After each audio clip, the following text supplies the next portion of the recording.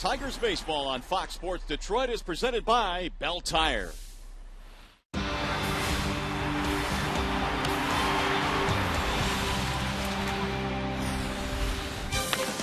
Last week, the Detroit Tigers dominated the Houston Astros on the road. They outscored the Stros 37-8 at Minute Maid Park. But tonight, the scene will shift to Comerica Park. We're in downtown Detroit on a great night for baseball. Game one of this three-game series featuring the Houston Astros and the Detroit Tigers. Hi again, everyone. Welcome to Tigers Baseball. Mario and Pemba, Ron Allen. We are glad to have you with us. Game one of this three-game series. Tigers dropped 2 out of 3 against the Cleveland Indians, but a new series here beginning tonight, Ron. And, of course, we talked about all the offense the Tigers had in Houston last time out, but tonight they are without one of their key pieces offensively. Well, Jackson is irreplaceable. He had to go on the disabled list. He has an injury with that left hamstring, but you talk about losing the guy that leads the league in runs scored, also the catalyst of the best offense in the game. Irreplaceable. They've got some guys to hold the fort down until he gets back. They do indeed. They've got a guy on the mound tonight who should be able to hold the fort down. That would be Anibal Sanchez, who so far this season has been really good in the ERA column and the strikeout column as well. A lot of guys talk about having 5 pitches, but Anibal can really command 5 pitches, and that's why the ERA is sparkling. Gave up just 1 home run this year. That came 5 days ago against the Washington Nationals. 58 strikeouts. The opponents are hitting only .231 against him, and the Tigers are elated at the fact that they brought him back and signed him to a lengthy deal. He's been one of their more consistent performers all season long. All right, after a short break, we'll send you back to the Call Sam Studios in Justin White. But coming up here tonight, Tigers offense, it's clicking, especially at home for 2 guys. Miguel Cabrera, Omar Infante, outstanding here at Comerica Park. Tigers Astros, game 1, coming up next.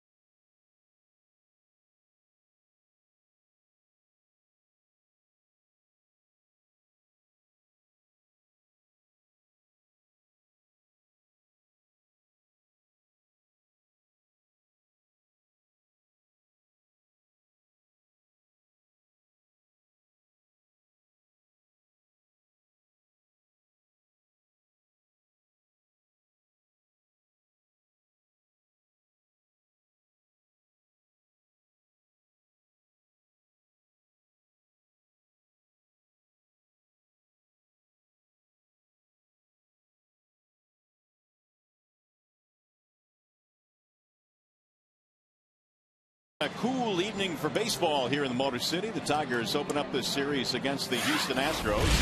The Astros starting lineup tonight presented by the Metro Detroit Chevy dealers. It'll be Robbie Grossman, Jimmy Paredes, and Jose Altuve leading it off for the Astros. Castro is cleaning up the catcher, followed by Carter and Pena. J.D. Martinez, Matt Dominguez, Marwin Gonzalez, the bottom three for Bo Porter. And they are facing Anibal Sanchez tonight, presented by Family Heating, Cooling, and Electrical. And first time Sanchez seeing the Astros this year, even though they played a 4-game series, he was a lone starter that did not get a start in that series, but his numbers this year are really eye-popping. Outstanding April and May so far for Anibal Sanchez. And so Mr. Sanchez set to go to work as Robbie Grossman leads it off for the Astros. The start of a 3-game series here tonight in the Motor City. And the first pitch of the ball game is on the outer edge. Strike one. It'll be Grossman, Paredes, and then Altuve, the 1-2-3 hitters in the Houston lineup. Sanchez with the 0-1. And that's on the outer edge again, 0-2. Grossman batting just 194. He's knocked in a couple this year, has good speed. The 0-2 pitch. Lifted down the left field line. It'll drop. Base hit. An 0-2 single for Robbie Grossman. The Beaumont Health System will sponsor the Tigers starting defense here tonight. You know, Dirks is in left. Don Kelly in center. Austin Jackson on the 15 disabled list. Torrey Hunter's in right. The infield reads Cabrera, Peralta, Infante, Fielder, and Alex Avila back behind the plate here tonight. So here is Jimmy Paredes, who was not with the ball club the last time the Tigers played the Astros a little over a week ago. Batting 182 in the major leagues. And a strike called again at the outer edge. Paredes was tearing up AAA to the tune of a .366 batting average in 30 games. Batting in the 2 slot, playing in right field for the Astros. Ball 1-1 on Jimmy Paredes. Astros come in with a record of 10-28. Tigers 5 games over the 500 mark.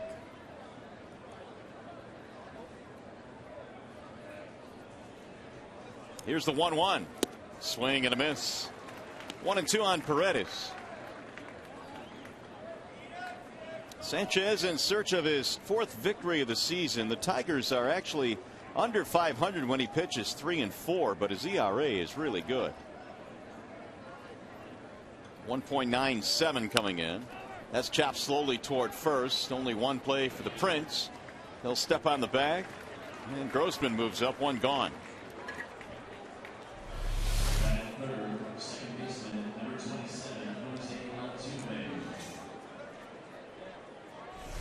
Here is Jose Altuve.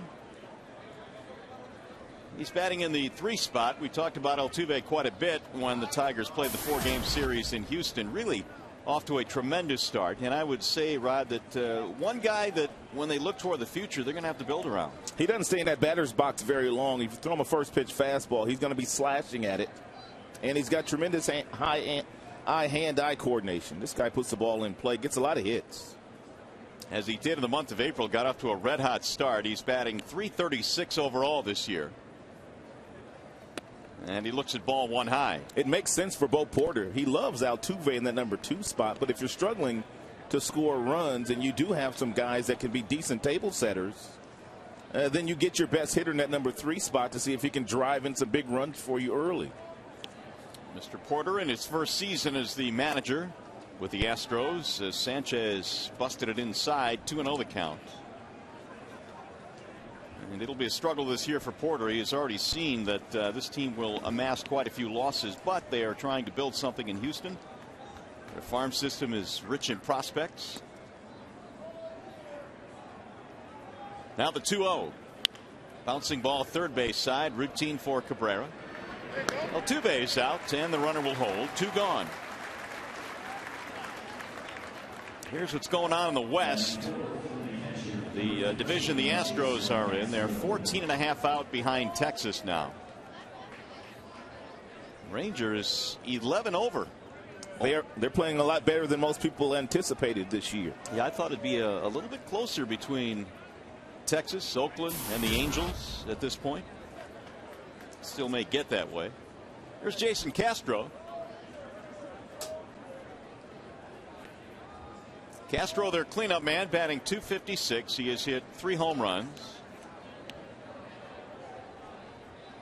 Sanchez gave up the leadoff single to Grossman. He's standing at second with 2 outs.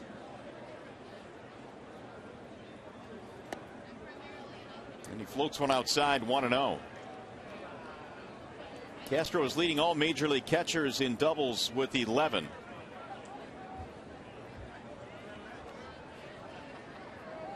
Former Stanford Cardinal.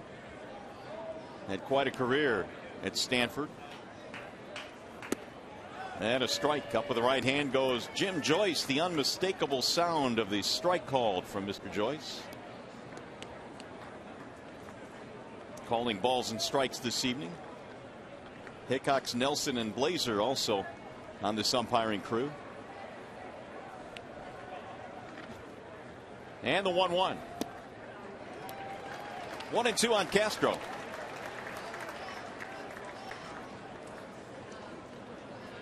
Sanchez last outing in Washington, he ended up striking out 8, didn't walk anybody.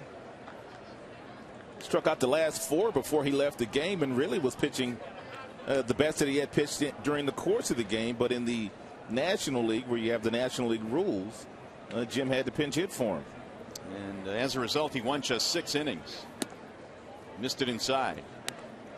2-2 the count. Sanchez, of course, signed that deal in the offseason, agreeing to terms on a 5-year contract with the Tigers after a really good postseason last year. As you look at his numbers against the Nationals, and he really, I guess, has pitched as well as the Tigers anticipated he would this year. Here's the 2-2. Bouncing ball right side. Here comes Infante with a running scoop, and the inning is over. Nothing comes to the leadoff single. We go to the bottom of the first. No score.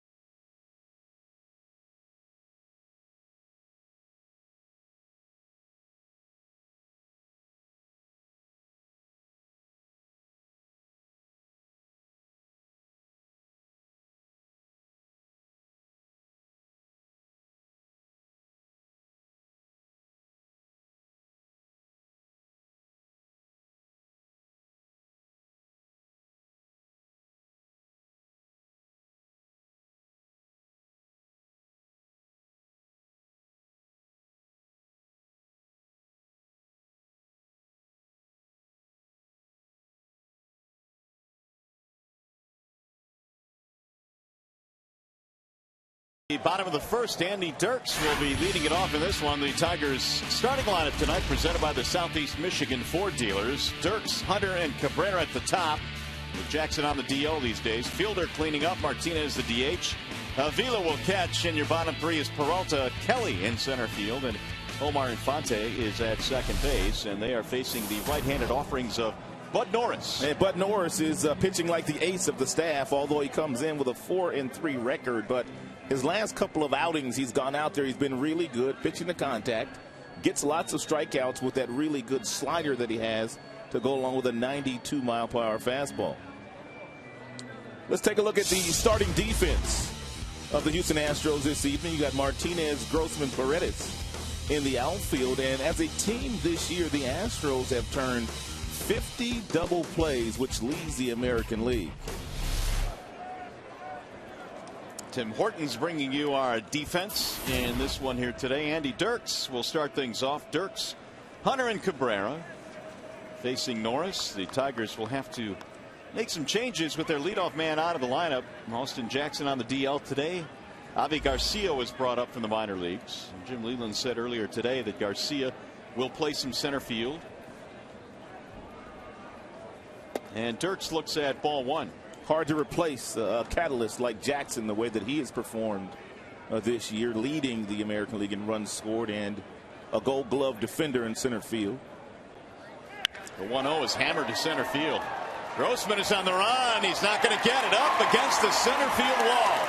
Dirks will hit the bag at second and stop there with a leadoff double. He crushed that ball. Two-base hit.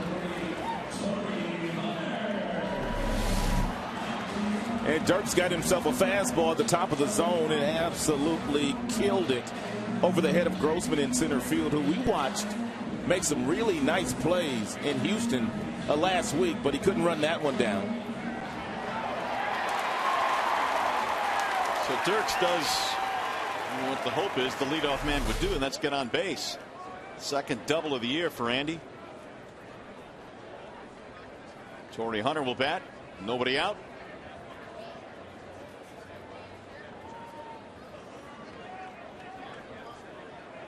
And Torrey looks at a strike, 0-1. Jim Leyland was asked today if Torrey Hunter would play any center field in the absence of Jackson, and his answer was probably not. He'll stay in right, with Garcia seeing some reps in center. They've got Don Kelly to play center field as well. Here's the 0-1.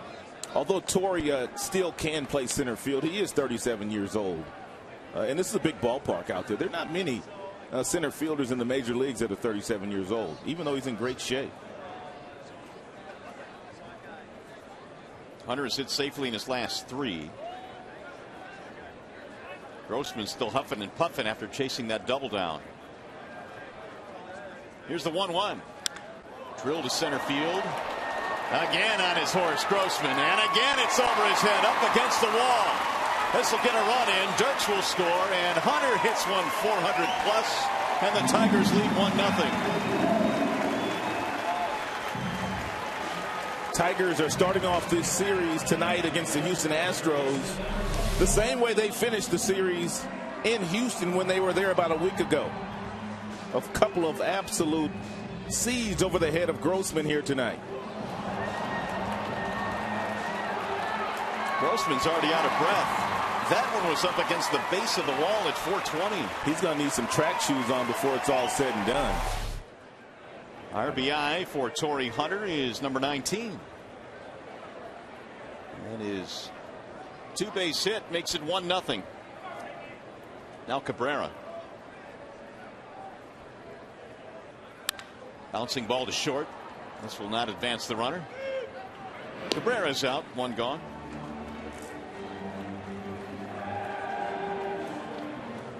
That'll bring up Prince Fielder.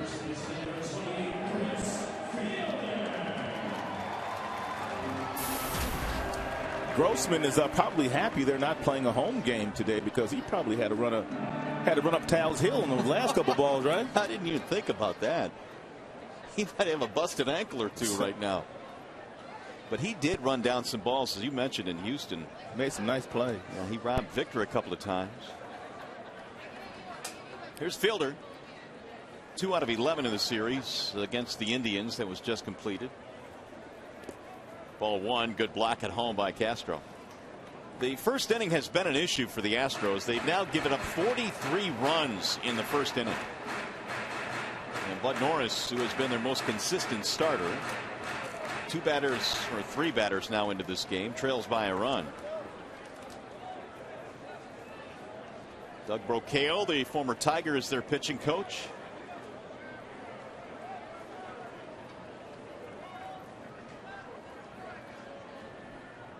Here's the 1-0.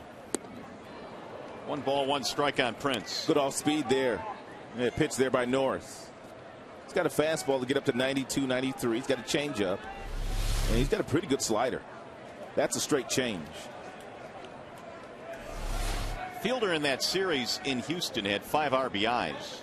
Tigers scored a ton of runs in that series.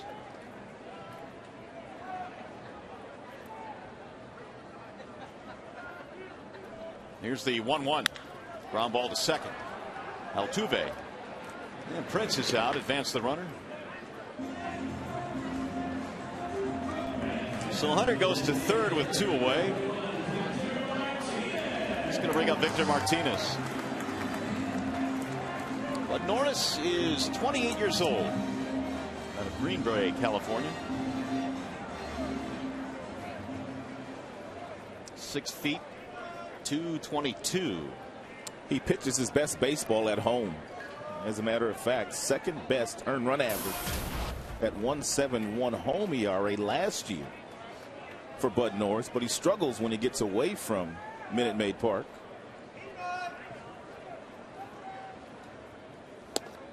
Victor cuts and misses. You know, it really is amazing when you look at the splits, and those splits that you've talked about have pretty much continued again this year. His ERA away from Minute Maid is nearly 6 this season. At home, it's a little over 2. 0-1 on Victor Martinez. A couple of hits in the Cleveland series. Lifted toward left. It is slicing away toward the corner. And back into the seats it goes.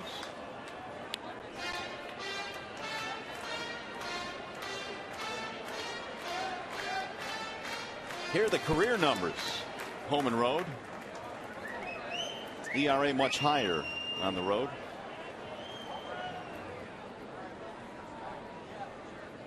Norris didn't pitch all that badly against the Tigers back on May 3rd. That was in Houston. Gave up 2 earned runs in 7 innings. Tigers won that game 4-3. Bouncing ball to second. Altuve has this one as well, and Norris able to rebound after a couple of leadoff doubles. However, the Tigers take the lead. Dirk starts it off with a 2-base hit. Torrey brings him home.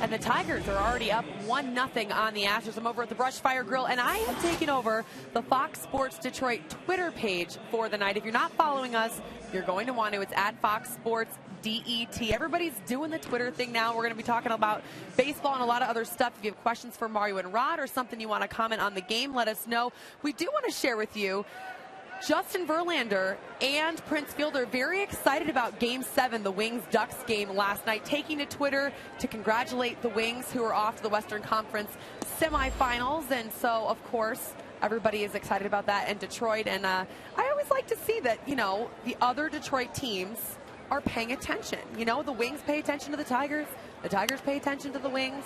Mario Rod, I'm going to set it back up to you guys and be prepared. I think there's some tough questions coming from the fans tonight. Okay, Shannon, we can handle it, no problem. All right, good. Well, Rod can as well, so, or at least he can. But anyway, you know, it is good to see a lot of the players on the Tigers really kind of pay attention and support the other teams around the league and likewise.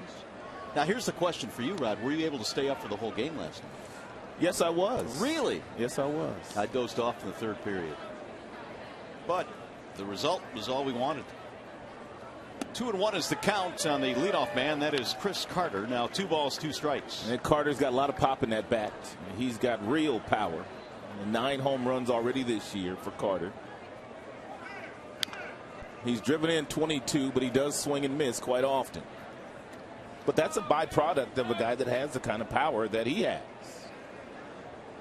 Slugging percentage on the road, .567 since 2012.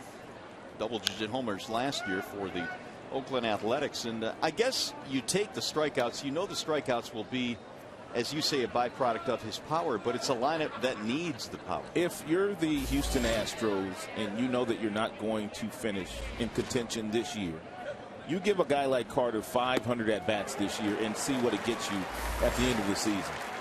There's a strikeout for Anibal. 1 gone here in the second. He has shown that he's got legitimate big league power. He will swing and miss at the fastballs up around the belt buckle. And Chili Davis last year told me when Carter was with them in Houston, he was just too pull happy. He should think about going the other way on occasion because he has the kind of power to hit the ball in the seats in that direction. Here is Carlos Pena, who can hit the ball in the seats. Only 3 home runs so far this year. Pena batting .230. Dead pull hitter when he hits the ball on the ground in the infield. Therefore, Johnny Peralta, along with Infante and Prince, all on the right side of the infield. And Miggy is playing shortstop. Tigers really didn't need a scouting report on Carlos Pena. He had played in the organization for several years in the mid-2000s, but this is how they line him up. He bunted for a base hit when the team was in Houston about 8-9 days ago. That's popped up and headed back to the seats.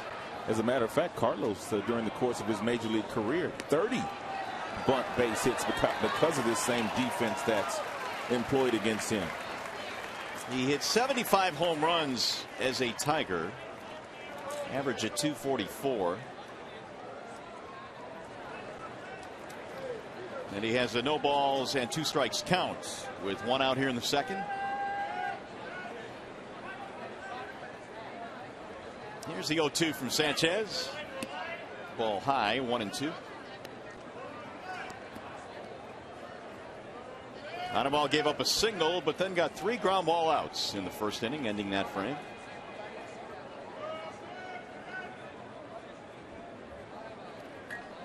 Here's the 1-2. How much of Pena's role this year with this ball club do you think is as much what he can provide in the clubhouse as what he can provide on the field? I think it's about 50-50. He's a Gold Glove defender, but he's a DH most nights for the Houston Astros because they're grooming other guys to play first base in the future. But his clubhouse presence is huge. There's no doubt about that. He comes to the ballpark with a smile on his face every single day, and they're going to need somebody like that because they're going to lose a lot of games this year. Yeah, that's a good point. He's been able to keep that tremendous attitude. He had some really good years in Tampa. J.D. Martinez waiting on deck. Now the 2-2. Just off the plate, 3-2 on Carlos Pena.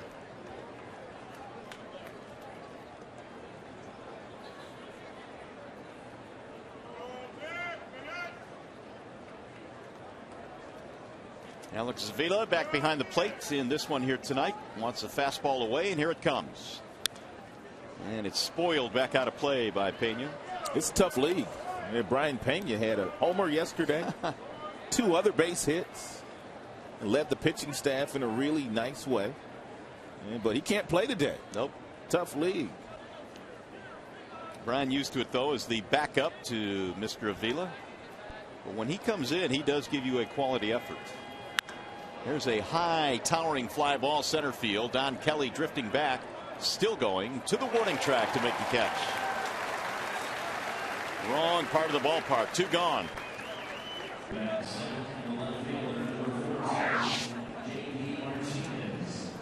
Well, Austin Jackson on the disabled list with the hamstring. It was the left hamstring that was bothering Austin Jackson. So Avisail Garcia comes up from Toledo, and boy, in the minor leagues this year, he was raking. Yeah, he spent some time in Lakeland on a rehab assignment before they assigned him to Toledo.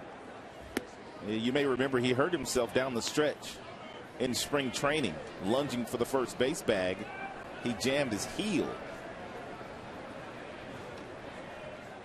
J.D. Martinez, the batter. Leland said before the game today that they wanted to give Garcia a little bit of time to acclimate himself to center field here, so they were hitting him fly balls during batting practice before the game. He's a good athlete. Yeah, he's a great athlete. And great arm, good speed. That's why Kelly is starting tonight out in center and not Garcia. Let's pull down the left field line. It's going to drop. Base hit, maybe more. Dirks will dig it up in the corner. And it'll be a 2-out, 2-base hit for J.D. Martinez.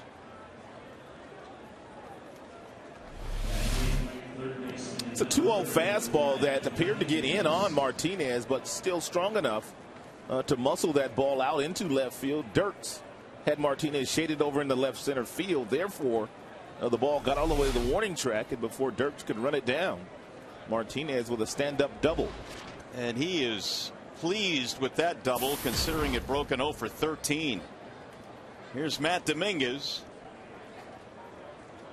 Fine fielding third baseman. Dominguez batting in the 8th spot in the lineup. Waving a miss, 0-1. Bo Porter said that Dominguez, if he hits in the big leagues, will win a Gold Glove. That's just how fond the Houston Astros are of his defensive skills down at third base. Says he's got 15 to 18 home run power. Pulled to third and flagged by Cabrera off to his left. Then he'll throw him out. Nothing comes of the 2-out, 2-base hit by Martinez. Dominguez is out, and we go to the bottom of the second. Still 1-0 Detroit.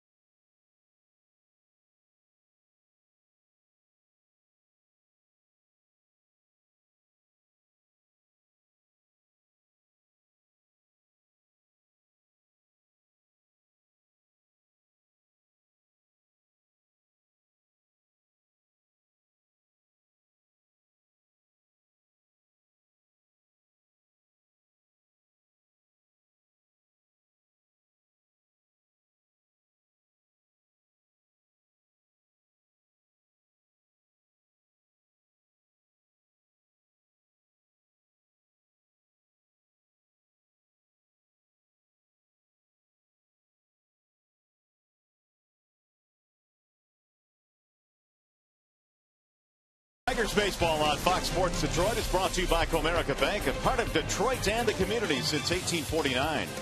Chrysler, imported from Detroit. And by Capri Sun, no artificial colors, flavors, or preservatives. Back here in downtown Detroit at Comerica, it is 1-0 in favor of the Tigers. They start up a 3-game set here against the visiting Houston Astros. A lot of folks pile into the ballpark again here tonight. It'll be Avila, Peralta, and Kelly in the second inning facing Bud Norris. Alex hit that big home run against Houston, game winner in that first 4-game series as the Tigers were on their way to a sweep. Missed it outside, 1-0. For me, that is the biggest hit of the year so far for the Tigers. You were talking about that the other day, and I was trying to come up with something that was close, and I really can't. I mean, that had such a dramatic effect on that series and the team at the time. And on Alex. And on Alex, right. 1 ball, 1 strike. It seemed to jumpstart him, although the numbers weren't all that great in the 2-game series in Washington, D.C. Alex was hitting the ball right on the screws every time up. Pulled on the ground to first, right at Chris Carter, and he'll race to the bag for the out. 1 gone. Well, you can vote for your Tigers McDonald's Player of the Game, presented by the New Egg White Delight McMuffin. Using your cell phone, text Tigers, then a space, and then the player's uniform number to 37338. Or if you'd prefer, vote online at foxsportsdetroit.com. Here's Peralta. Johnny had his 10-game hit streak come to an end yesterday. Still batting .315. And he skies this one to the right side. Shallow right field. Paredes charging in, and look out. He collides with Altuve, and the ball drops. And Altuve is still on the ground. The right fielder and the second baseman, a mismatch physically. And it fell between them. It bounced between them. Altuve at least has gotten to his feet. Well, Paredes just got called up about a week ago, so he has not been in right field all that often. And you can see that Altuve, the second baseman, never took his eye off the ball. When there's 30,000 people in attendance, even though he's calling it, he has to take a look at the outfielder. The outfielder can take control of this situation. It's his ball if he can catch it, and clearly Paredes could have caught the ball. But Altuve makes his mistake by never taking a look to see where Paredes is.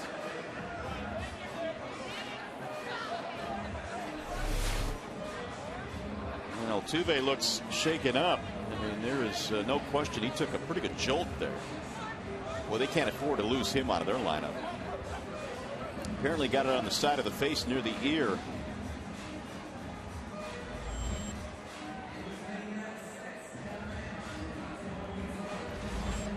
Well, Porter's got to be thinking, you can stay in the lineup, can't you? You're okay. That's right. Altuve trying to decide that right now along with the trainer. Well, we mentioned they really don't want to lose Altuve out of their lineup. He has been really, really good. And the Bernstein Advantage brings you the scouting report on Jose Altuve. Get the Bernstein Advantage. We go to bat for you. Check out his numbers through 240 games in his career compared to the guy that used to play some second base in Houston, Craig Biggio. And Craig Biggio had 3,000 hits in his career. So if it's any indication how Jose Altuve has started out his big league career, then he'll get to that number himself. But his number is a lot better than Biggio's. I'm really surprised, actually. Look at the hit total, 278 to 198. He's done. Wow, he's coming out of the game. And you can tell Altuve's still wobbled. And he may be 5 feet, 5 inches, but he plays it like he's about 6'5". So Bull Porter now will meet with Jim Joyce behind the plate to figure out who will take what position on the field. Let's see where he gets hit.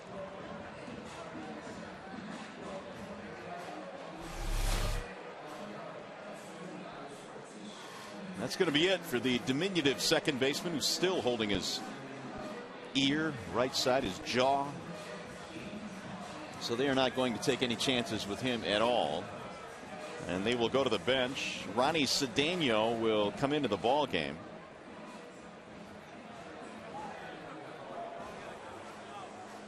Looks like Cedeno will go to the shortstop position.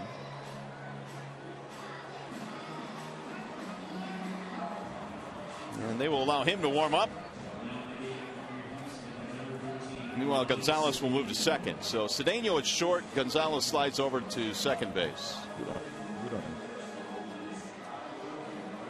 Meanwhile, it's a base hit for Johnny Peralta. So he's on with 1 out.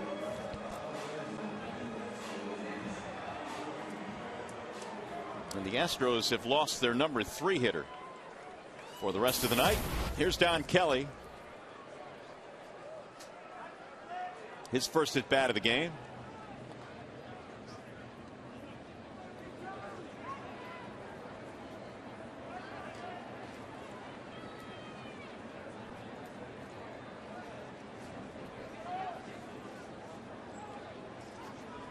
Showing bunt, ball 1.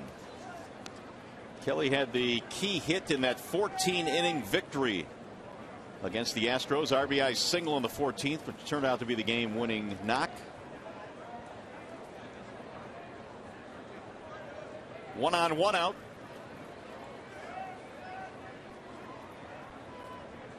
And the 1-0. Ball high, 2-0 on Kelly.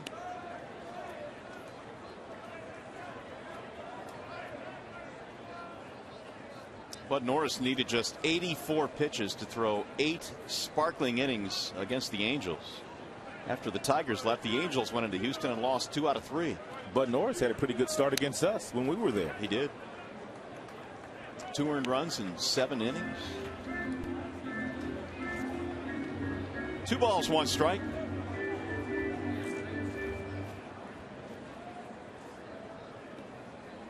Averaged nearly a strikeout per inning last year.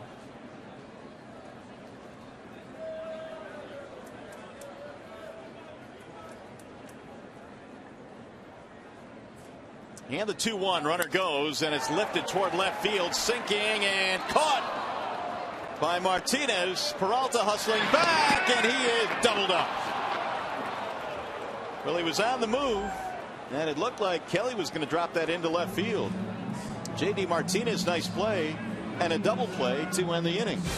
You're watching Tigers baseball on Fox Sports Detroit, presented by Bell Tire.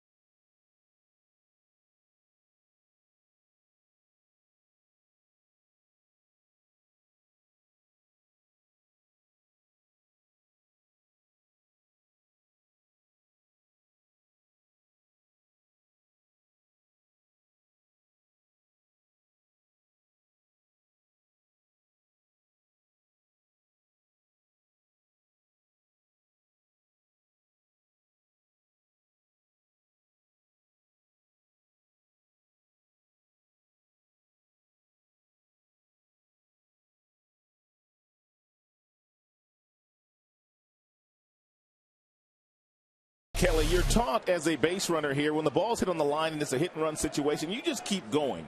But Peralta tried to make sure the ball was going to drop, and the ball didn't drop, and he tried to get back to first base. He almost made it back. Martinez needed to make a very good throw there. But what you're taught as a base runner, when you are in a hit and run situation and there's a line drive in the infield or the outfield, you just keep going, because more than likely you're not going to get back to that base that you've already vacated. Meanwhile, here's a base hit to center field off the bat of Marwin Gonzalez. Leadoff man is on for the second time tonight.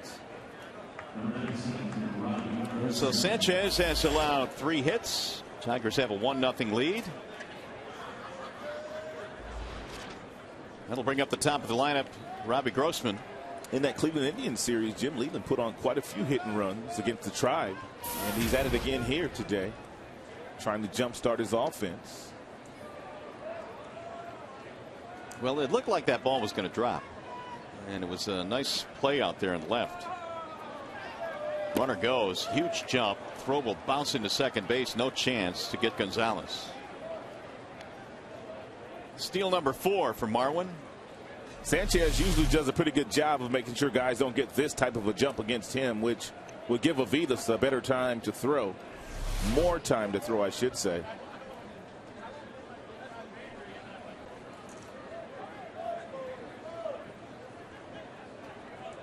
Grossman had a base hit back in the first.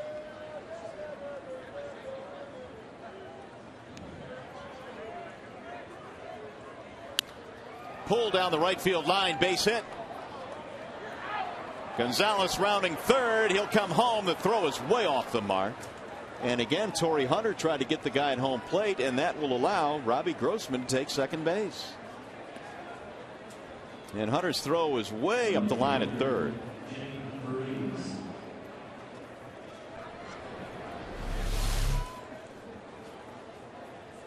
Gonzalez with pretty good speed. More than likely he's not going to throw him out, so he should have come up and gone straight to second base to keep the double play in the order for Anibal Sanchez. Meanwhile, Grossman is 2 for 2. That was a nice play there by Avila to keep that ball from going into the dugout. That it was. Here's a bunt, first base side foul. Couple of hits and a stolen base in this inning, and we're tied at 1. Jimmy Paredes, the batter. Sanchez has thrown 40, 28 strikes. Paredes bounced out to Prince Fielder his first time up. And he pulls this one into right field. That's a base hit. Grossman stopped between second and third, and will stop at third base. So 2 on with nobody out. Let's go back to the studio now for game break. Justin White.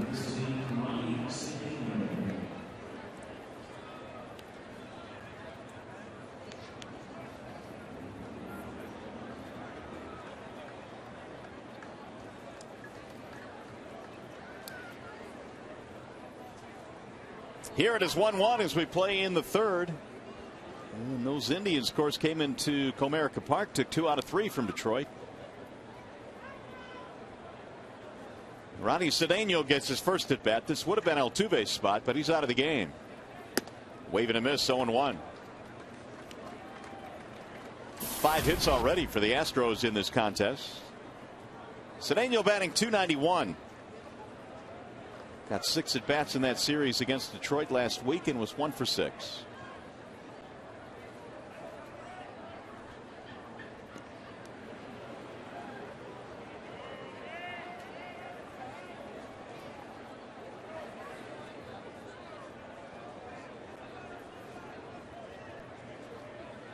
Sanchez gave up a single in the first, a double in the second, and now 3 consecutive hits here in the third.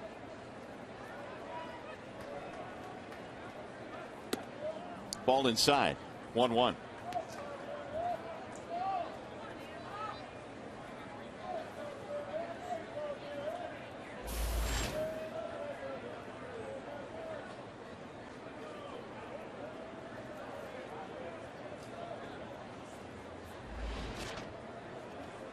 Quick throw back, and the runner back in. Sanchez pretty much has been deadly against right-handed batters. He's been rough on righties. 196 they're hitting against him. And he's already gotten quite a few ground ball outs in this game. Here's the 1-1. Runner goes, and Avila's throw down to second. The tag. He is safe. He overslides the bag, but he just got back in. A couple of steals in this inning for Houston. Astros very aggressive. That's a breaking ball that Alex gets, and by the time he makes the exchange to the throwing hand, Paredes sliding in, able to hold on to the bag with that right hand. It's a nice job there by Infante staying with him. Well, Porter playing it very aggressively here in the third. 2 swipes. They have runners at second and third. And the 2-1. 3-1. And Ronnie Cedeno.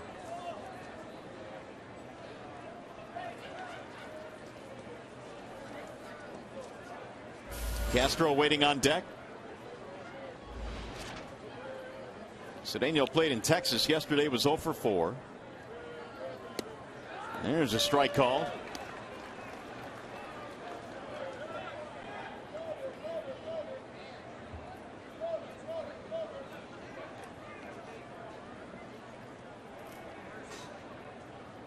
Cedeno, part of the Cardinals organization. During spring training, they cut him loose, and then he was signed by Houston. Bouncing ball, shortstop side. Johnny will have it. This will score a run. Cedeno is out. Grossman comes in. That's the first out of the inning. RBI for Cedeno. And Houston with their first lead of the night, 2-1.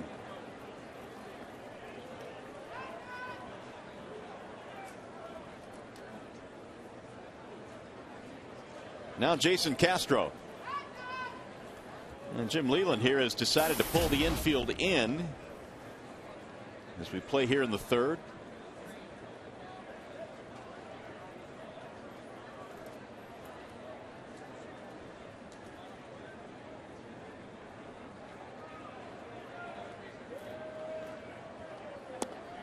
Ball 1 to Castro.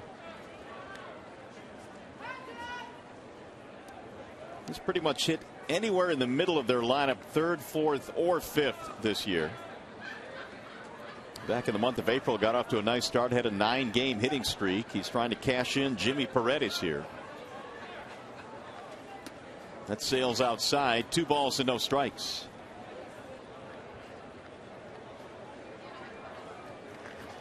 The next pitch that Sanchez will throw will be number 50.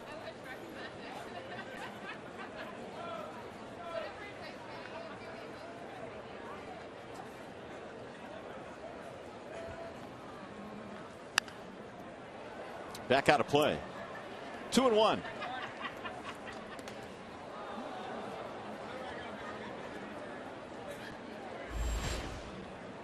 So far for Sanchez, 33 strikes, 17 missing the strike zone.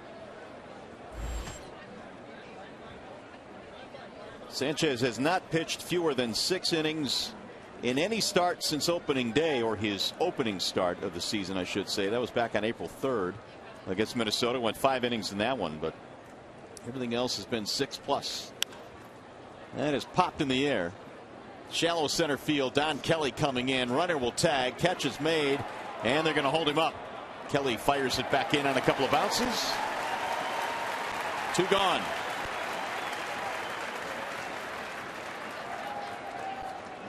Paredes that time broke off the bag, forcing a throw from Kelly. And Kelly did a nice job of staying behind this ball and catching it, then taking very little time to get the ball on its way. Had Paredes tried to tag up, he probably would have been thrown out.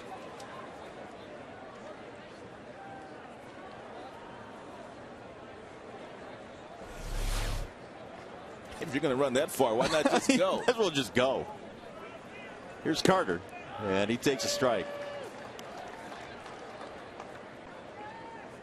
The strikeout back in the second gives Carter 55 for the year, which is tied for the major league lead. But he also has 9 home runs. Homered yesterday in Texas, and he shoots that one foul.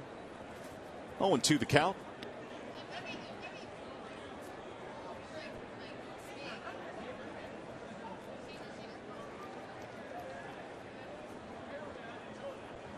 Astros trying to get a 2-out run here. They already lead 2-0, or 2-1 rather. A 2-run third. Tigers got a run in the first. Here's the 0-2. Got him, strike 3. Carter is caught looking. Inning is over. So Houston will settle for a pair. They leave a man at third.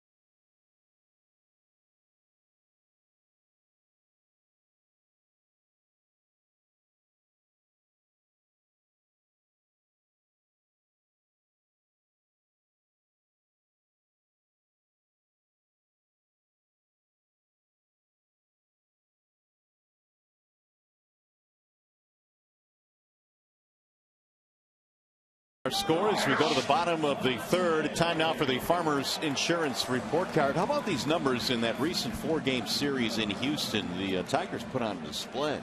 And the first 2 games of the series are a lot closer than those numbers indicate. Houston very easily could have won the first 2 games of that 4-game series when the team was in Houston.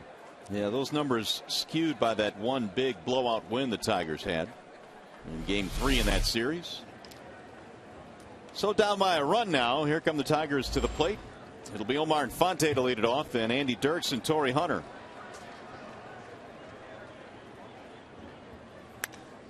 Lifted in the air toward left center field. Playable for J.D. Martinez. 1 pitch, 1 out.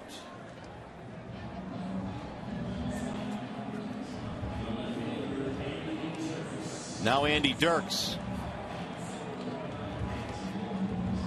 Bud Norris gave up back-to-back doubles in the first inning. Both of them traveled about 400 feet, and you thought, man, it's on now. The Tigers are just going to start to roll here, but that's really all he's allowed. Dirks had one of those doubles.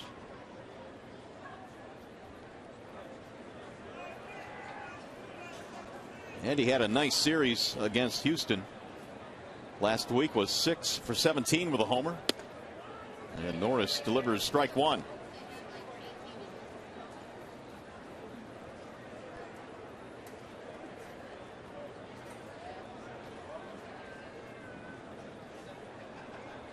Here's the 0-1. Ball high, 1 ball and 1 strike. Andy Dirks has a ton of room in right center field. You can see the center fielder here, Grossman, well over in center field. In left center field, huge hole in that direction. Should Andy turn on something, that's Triple's alley out there. Instead, back up the middle. Second straight at bat. He has made solid contact, and the second time he goes up the middle. Well, maybe Jim's in a running mood here today with Dirks. He's the leadoff guy today. And Dirks has already stolen quite a few bases this year. He's been very successful, and he's running a lot better.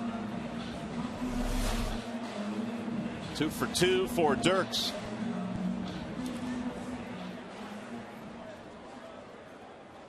Torrey Hunter had a double. That knocked in a run back in the first. Torrey's got a lot of room down toward third base, and no doubt, even though Dominguez is a pretty good defender, and Torrey might be thinking about dropping a bunt down in that area. And if he just gets it down, it'll be a base hit for Torrey.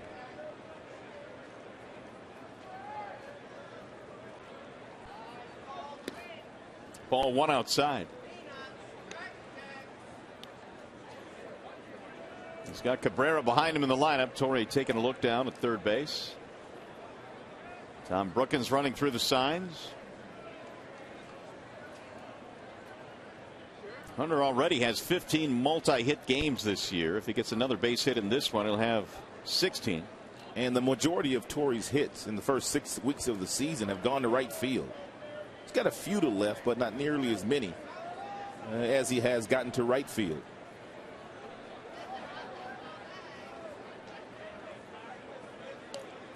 Early in the season, we saw that play out quite a bit. Jackson would get a leadoff single.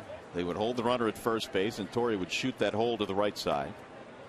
He started doing it last year when he was batting behind Mike Trout. You get a lot of fastballs when you bat behind guys that have good speed like Jackson and Trout. And when you're batting in front of Cabrera, you're going to get a lot of strikes anyway. 2 balls, no strikes.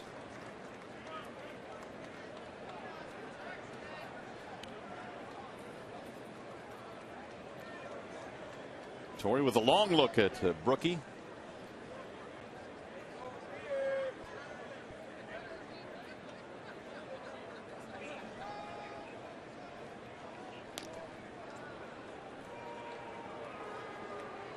Dirks, in case you're wondering, is 4 for 4 this year in stolen base attempts.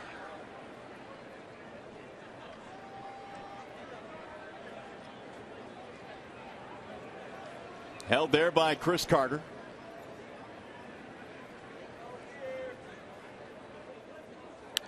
Right back up the middle and caught. Marwin Gonzalez with a backhanded play took a single away from Torrey Hunter. Good base running by Andy Dirks. We've seen quite a few Tigers this year get doubled up on line drives in the infield, but you got to freeze, as Dirks does, and then once the play's made, he's can get back rather easily. You can't take too many steps toward that next base, or you will get doubled off. But Norris says thank you very much. Nice play. 2 out. Here is Cabrera. 6-3 ground out his first time up. He looks at a strike. 0-1. Miggy with an 11-game hitting streak. Had a 12-gamer back in the month of April, his longest of the season. He can match that with a base hit tonight.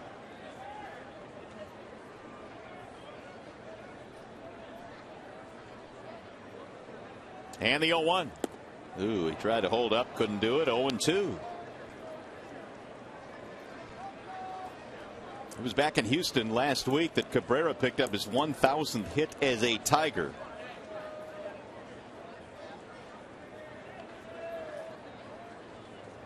Still got that bat you talked about yesterday, that gamer that's showing some wear now. He's been using that thing for about 3-4 weeks now. A lot of pine tar remnants. And he has done a lot of damage with that bat, too. Strike called, and Norris strikes him out on 3 pitches. So the Tigers get a 1-out hit, but strand a man. And we have played 3 here at Comerica. Houston in the lead, 2-1.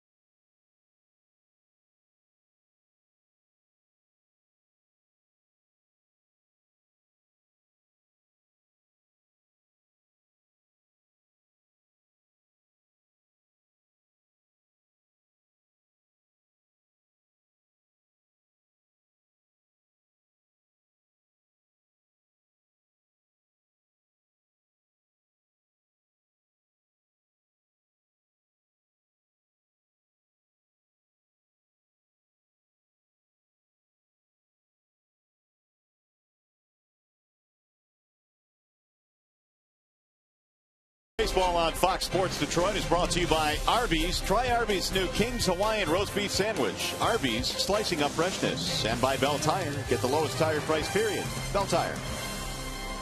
Back here in the Motor City, it is clear tonight, but it is cool, to be sure. 53 degrees our temperature right now.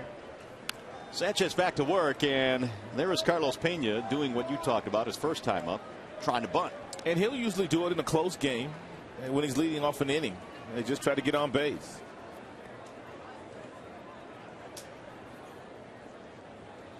Verlander catch that ball in the air? Apparently so. Yep, there it is.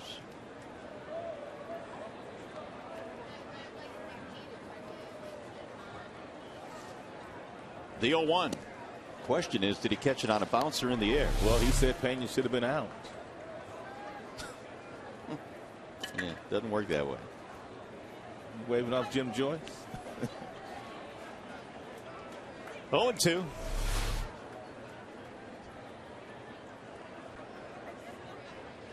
Fly ball to center field his first time up. Here's the 0-2 pitch. Low, 1-2. Pena, you might recall, was part of the athletics organization. The Tigers traded away Jeff Weaver back in 2002. They got Pena, They got Jeremy Bonderman, and they got Franklin Herman. Here's the 1-2, and he got him, strike 3. And that'll be 3 strikeouts for Anibal. A nice changeup there at 85 miles an hour. And fading down and away. Anibal has a well above average changeup, and one of the things that he loves to do with that changeup, and he's not the only Tigers pitcher that likes to do this. He likes to throw the changeup to the right-handed batters. Strike called on J.D. Martinez. And not only will he do it, but the entire starting staff will do it. Benoit also has a real good changeup that he'll feature to the right-handed hitters. Golf to left field, sinking. Dirks on the move. Nice running catch by Andy Dirks. That's exactly what I'm talking about here. This is a changeup right here. Martinez able to go down and get it. Actually, that's a breaking ball that he went down to get at 85, but Dirks makes a really nice play.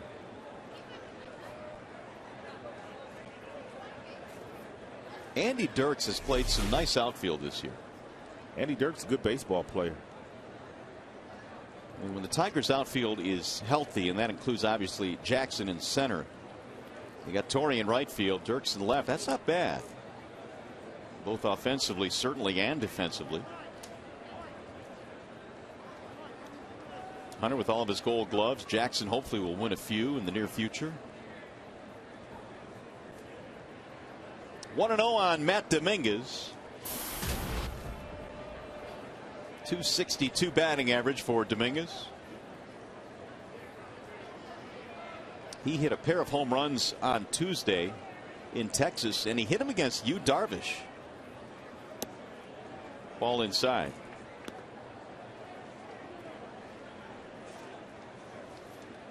Two and 0.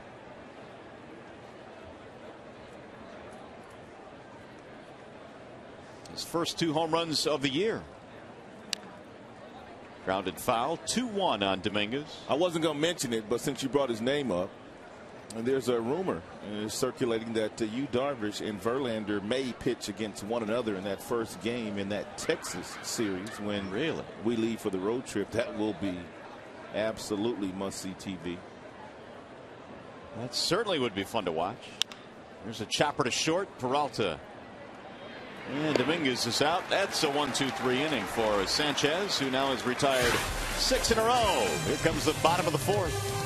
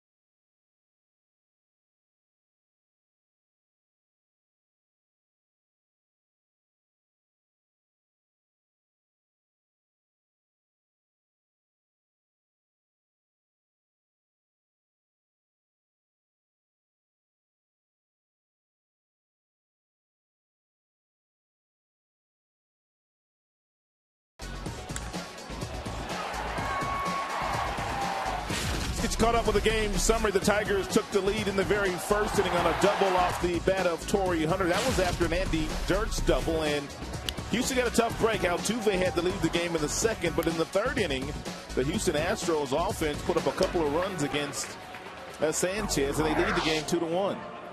Well, let's see if the Tigers can do something about that deficit here as we go to the bottom of the fourth. It'll be Prince Fielder starting things off. Fielder, Martinez, Avila facing Bud Norris.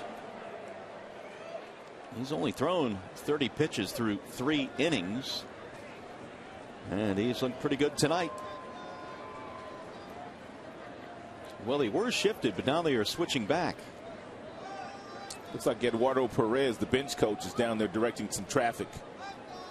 We were talking about the Houston Astros when we were there on that 4-game road trip. Well, long road trip. This looks like trouble if it gets down, and it will up against the wall. I don't care where he puts it. They ain't going to run that one down. Prince, meanwhile, cruising in a second with a double. But anyway, we noticed that of all the teams we've seen so far this year, the Houston Astros shift more than anybody. That's a fastball that's up, and Prince just simply takes what's given to him of Bud Norris. That's why Prince's batting average is right around 300. That's why he drives in so many runs, and he's got a really good on-base percentage. He takes what you give him. Do you think the shifting is a philosophy of manager? No, I think it's an organizational philosophy. And I was listening to an interview with Jeff Luhnow, who is the general manager there, and they have a lot of statistical data. They have a lot of guys that work in the front office that do just what they do, and they compile lots of numbers. And because of that, they shift a lot in the infield and the outfield. Now Victor Martinez with the tying run at second base. And he pulls one in the air deep into right field. That ball is way back, and that ball is out of here, gone. It's a line drive home run for Victor Martinez. That is really a good sign for Victor because he really struggled in that Cleveland series.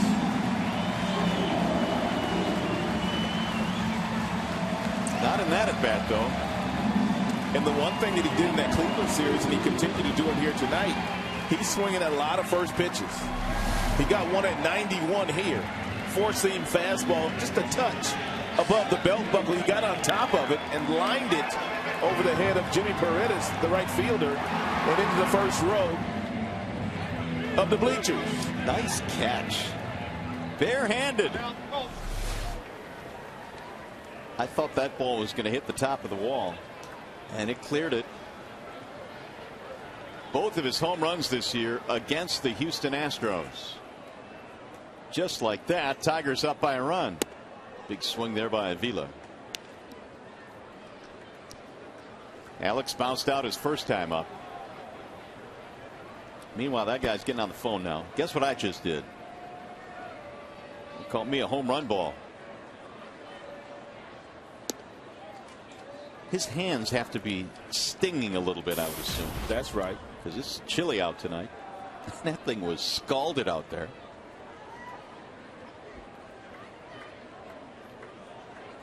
One ball, one strike. 3-2. Tigers have taken the lead. Yep. Look at him shaking his hand. It's worth it, though. Look at his buddies.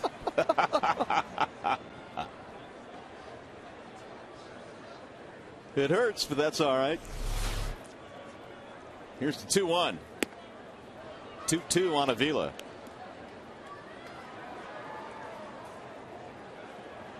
Alex was 2 for 6 in the series against the Cleveland Indians.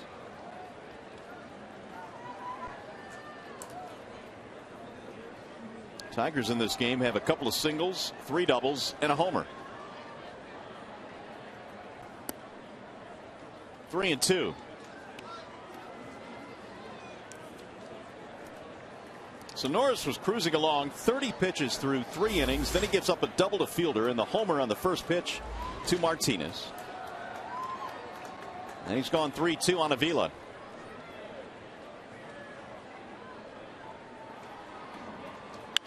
Bouncing ball to second. Gonzalez has it there, and Avila is out, 1 away. He is 0 for 2 with a couple of ground ball outs. He's going to bring up Johnny Peralta.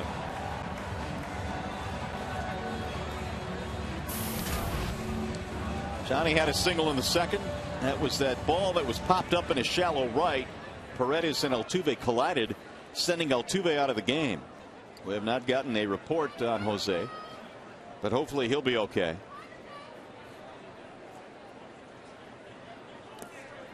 Ball one. That home run ball given up by Norris is his 4th allowed this year.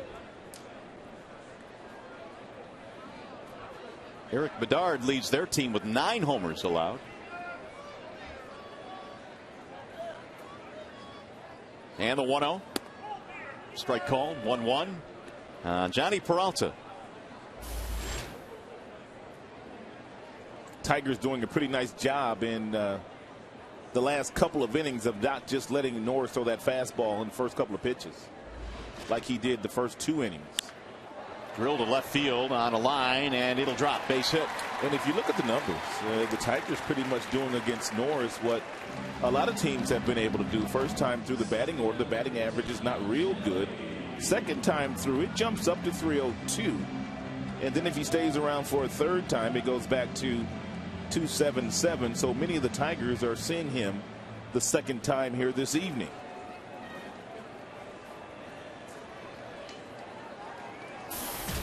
That makes it 7 hits now for Detroit. 2 for 2 for Peralta, who continues to swing a really hot bat. Here's Don Kelly. Strike called on Don, who flied out his first time. And a good slider there by Norris. He's got a really good slider. If he's able to get ahead of you, that's the pitch you're going to get, especially being a right-handed batter. And when he is facing a righty.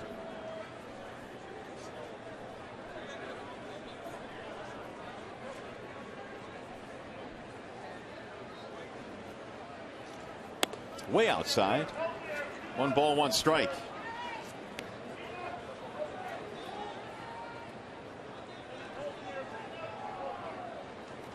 Bo Porter played football and baseball in college. He went to Iowa. And it's that football mentality they're hoping that will rub off on some of this young team that he has. Youngest team in the majors.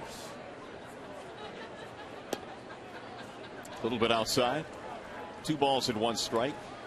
Spent some time as a third base coach in 3 different stops. Also coached in the Florida Marlins organization when Miggy was there in 2007. Youngest manager in the majors at 40 years old, Bo Porter. Pulled on the ground and through. It's a base hit for Kelly. Peralta holds up at second base. Tigers have 4 hits in this inning now.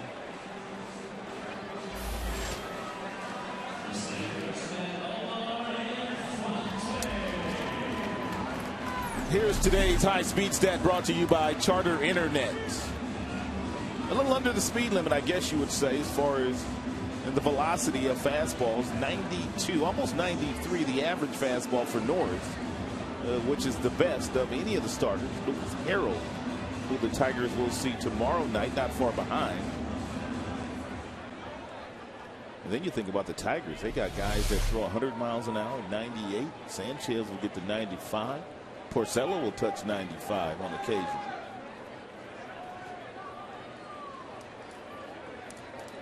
Here is Infante.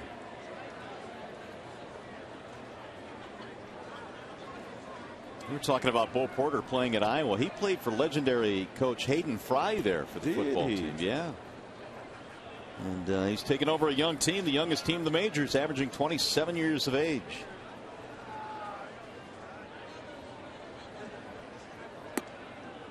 The reports on Altuve, subluxed right jaw, which I'm assuming means dislocated. And we kind of figured that because he was holding his right ear and his right jaw area. So we don't know how long that will keep him out, but he's done for the rest of the day.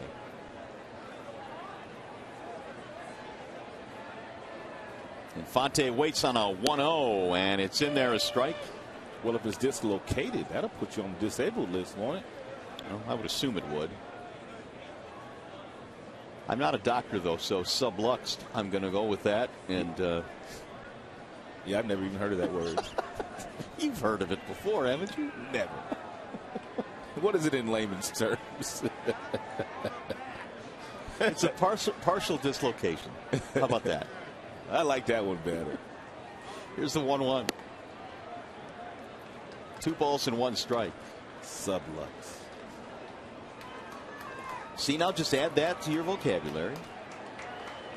You've taught me a few words over the course of the last 11 years. But it's not like you're going to walk around every day using the word subluxed. He's got a sublux finger. Dislocated finger.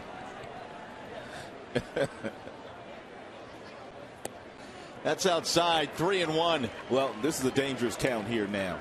And if you're Norris, you might not want to throw Infante a fastball, although Fonte is looking for that fastball, a 3-1 count with runners on first and second. And if he gets it, they're really here at home because the numbers are so outstanding. He hasn't missed many fastballs here at Comerica Park.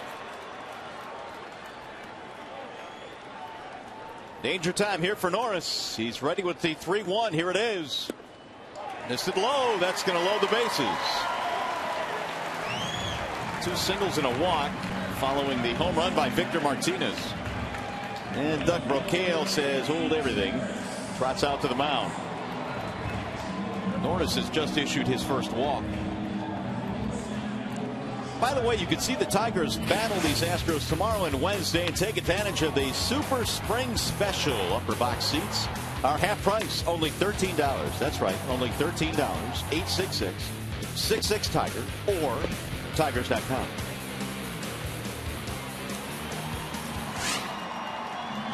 Norris has had his chat with his pitching coach. He's up to 50 pitches now. Keep in mind that he came into this inning with 30. Andy Dirks has seen the ball really good against him in his first 2 plate appearances, a double and a single. The double went over the head of Grossman in center field, and the single right back up the gut, and it was hit extremely hard. There are the Tiger runners. You've got Peralta, you've got Kelly, you've got Infante. Now we'll see what Dirks can do. Single, double, run scored for Andy. Strike 1. 8 Tigers hits in this contest already. And the majority of them coming the second time through the batting order for Norris, where his numbers jump up to over 300.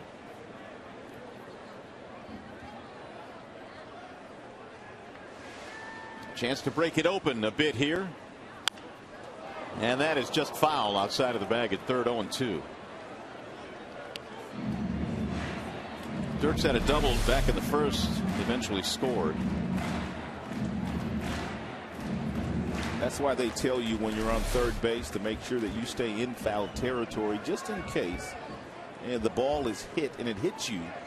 If it hits you in foul territory, obviously it's a foul ball, but if you happen to be in fair territory, you're going to be out. And the hitter will get a base hit out of it, but you are out. Now the 0-2. High drive. Deep right field. To the track. To the wall. Grand slam. Andy Dirks. What a night he is having.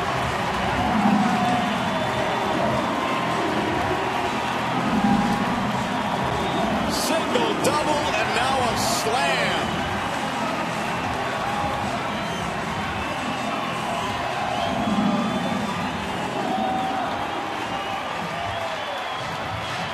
First career grand slam for Andy Dirks, and pressed into that leadoff spot with Jackson going on the disabled list earlier today. Andy Dirks has hit 3 balls extremely hard, breaking ball, the bottom of the zone, 0-2 count. Andy just trying to put the ball in play and gets rewarded with a big fly. 7-2 Tigers. This has turned into a 6-run fourth. A pair of home runs. Torrey Hunter takes ball 1. And we told you that Harrell came in their best pitcher.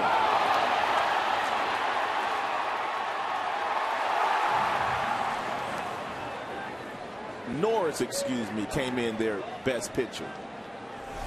The Tiger bench loving it. 7-2. That is the 9th Detroit hit. Torrey sends one back up the middle. Tough play for Gonzalez. And he'll throw him out. The 7 runs that Norris has given up here today, a season high. It was talking to Andy after his home run in Houston on the recent road trip, and he said it felt good because a little guy like me doesn't hit too many of them. Well, he has 4 now, and this one a slam, the first of his career. Last Tiger grand slam was last September. Cabrera did it against the Athletics.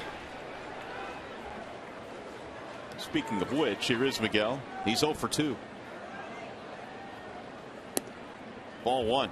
Tigers on this current homestand have been getting some really nice contributions from guys like Dirks, Infante, Brian Pena.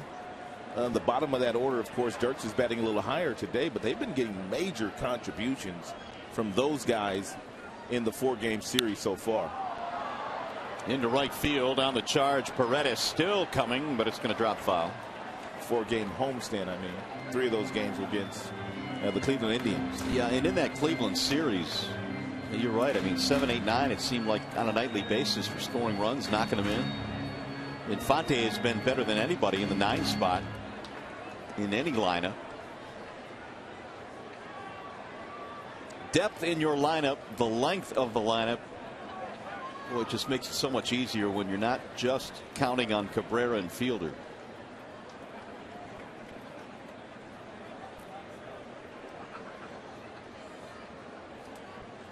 Now the 1-1 strike on the outer edge. 1-2. 2-run shot by Victor Martinez, grand slam by Andy Dirks, and all of a sudden a 1-run deficit has turned into a 5-run lead.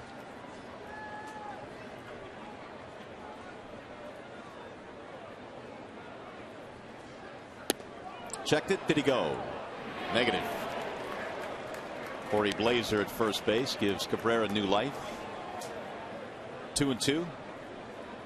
Andy Dirks going to have maybe 2, maybe 3 opportunities to hit for the cycle here this evening. Needs a 3-bagger. And that's certainly doable in this ballpark. That's right. Especially the way they're playing Andy Dirks here tonight defensively. Grounded foul. Well, basically a continuation of what we saw in the Houston series when the Tigers brought out the big bats, and they have continued to pummel Houston pitching. I'm talking about Norris not having this type of start yet this year. This is certainly the most he has given up, 7 runs, and already 30 in this inning now for Norris. Grounded toward third. Backhanded play by Dominguez. Miggy is out. 9 men come to the plate, though. The Tigers get a slam from Dirks. 1 of 2 home runs. Victor's starting things off with a 2-run shot. Then Andy goes deep. Tigers in the lead.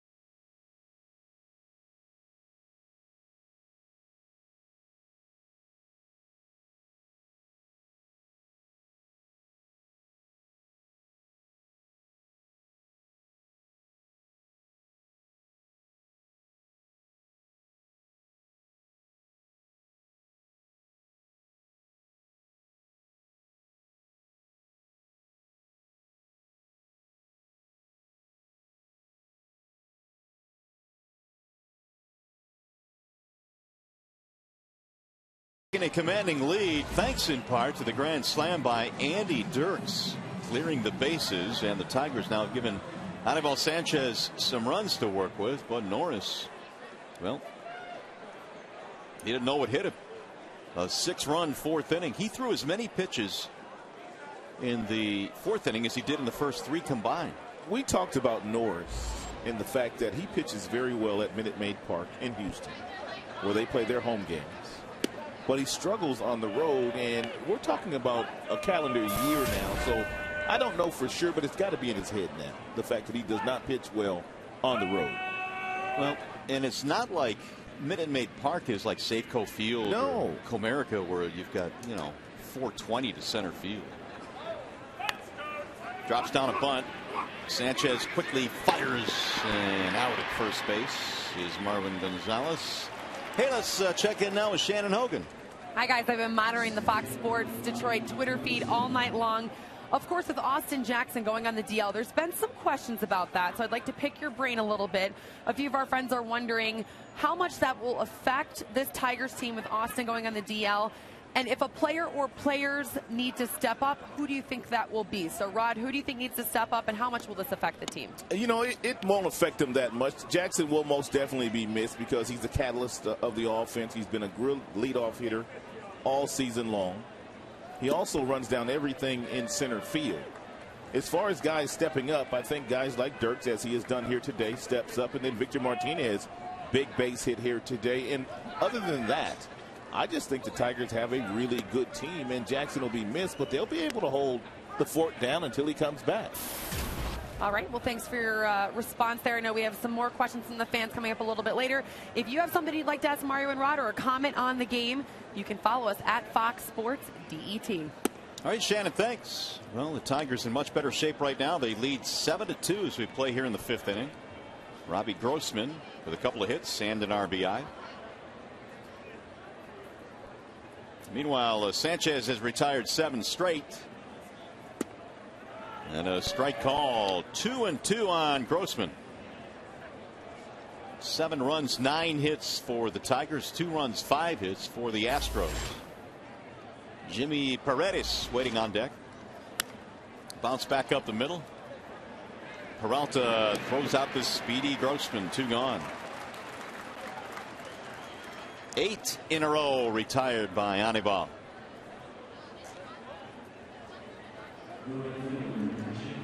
Sanchez gave up a couple of runs in the 3rd, but since then has been really good.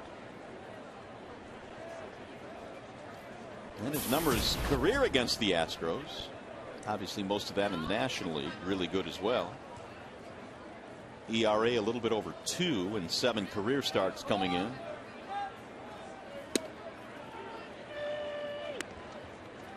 Paredes is single and a ground out.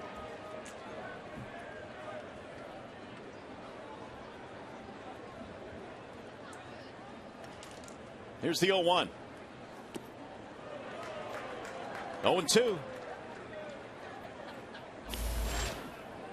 Paredes called up on Monday from Oklahoma City, where he was batting .366. Played a lot of different positions. Some in the infield, some in the outfield. If you're a minor league player in the Houston Astros organization and you're in AA or AAA, and you have a good couple of weeks, there's a pretty good chance you're going to get a chance to play in the big leagues. Checked it. Did he go? Negative. And Jeff Luhnow, their general manager, will take the opportunity to take a look at just about everybody throughout the entire organization as they go through a very difficult year here.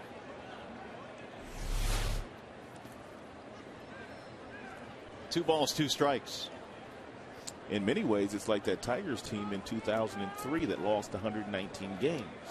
A lot of comparisons, and a lot of folks have talked about this team compared to that team. Here's the 2-2. Ooh, Sanchez thought he had him. Full count, 3-2. Where was it? Touch low, touch outside. Mr. Fox Tracks agrees with Jim Joyce.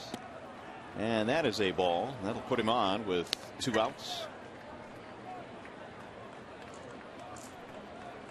That'll be the first walk of this game for Sanchez. That gives you an idea with the score being 7-2, and you have the number 2 hitter in the batter's box, and Paredes doesn't have a lot of power, but it gives you an idea of the confidence that Sanchez has in that changeup. He threw it 3-2 there to him. He lost him with it, and now he's going to face Cedeno, whose ground ball produced a run in his last at bat. He came on to replace Altuve, who suffered a partially dislocated jaw in a collision with his right fielder Paredes.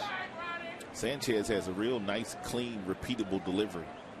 It gives you a little bit of a hip turn there where he gathers himself. He turns his number to the hitter. And then he gets that arm up in a real nice slot. And Sanchez can get up to 96, 97 if he wants to. Good four-seam fastball, good change, good slider, curveball. He's got them all.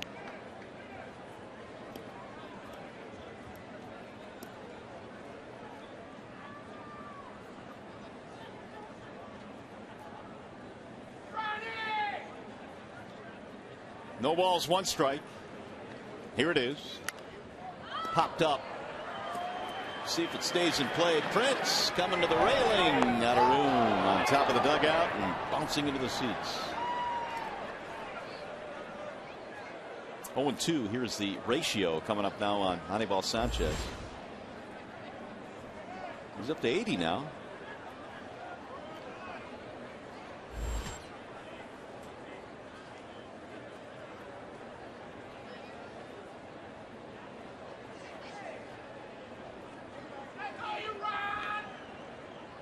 And the runner goes. And another foul back out of play. Another big jump down there at first base by an Astros runner. Back to first goes Paredes.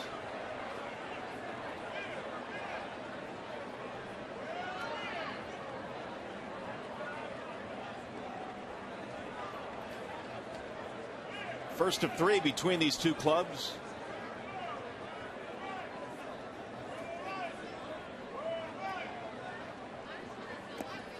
In the dirt, 1 ball and 2 strikes.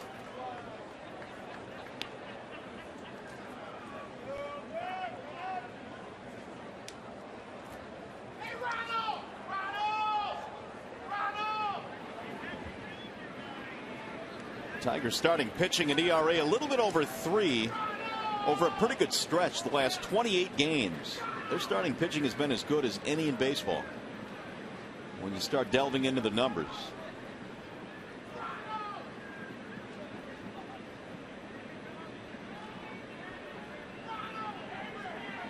1-2 on Ronnie Cedeno. Castro waiting on deck.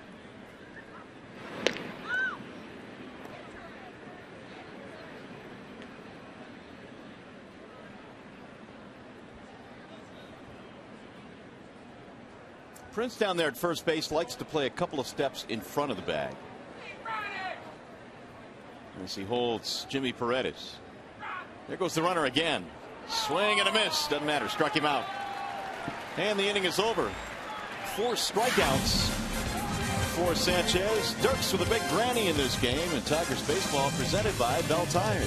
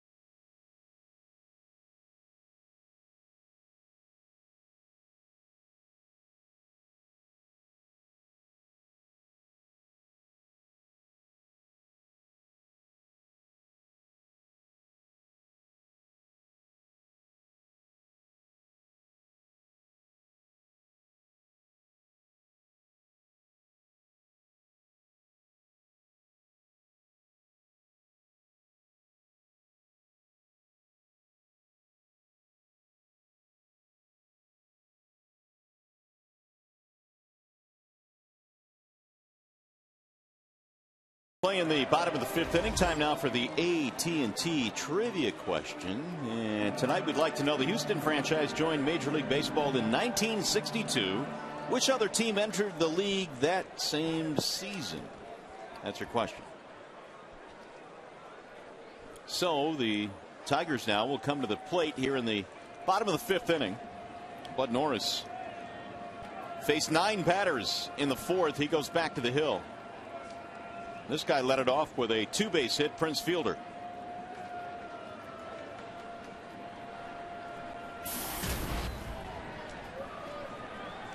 One out of 2 tonight for Prince, batting .293. Strike one in the outer edge.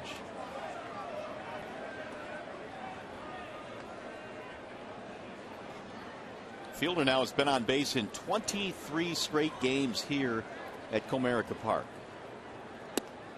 Ball high. Tigers by and large offensively have seemingly been a different team at home this year, notwithstanding the big series they had in Houston. Fonte's done well here at home. Cabrera's done well. Andy Dirks has just hit a grand slam. Here's the 1-1. 1-2 on Prince.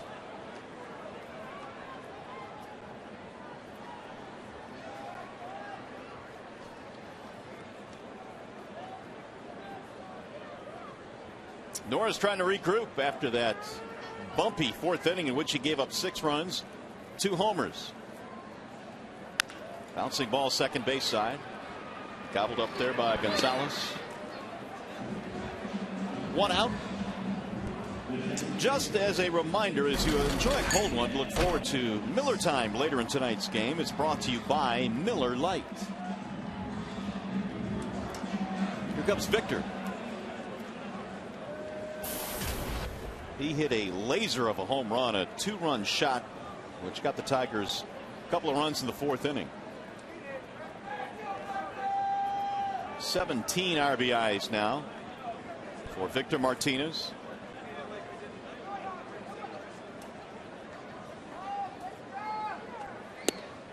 And he has 7 RBIs already this season against Astros pitching.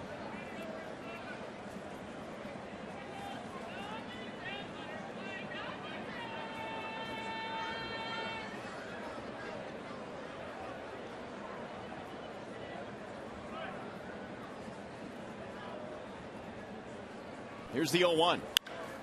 Lifted in the air. Hit well to left field. Martinez going back. Right in front of the wall to make the catch. 2 gone. That would have been a homer yesterday, the way the wind was blowing out to left field in that series against the Cleveland Indians. Anything that went up to left was carrying out.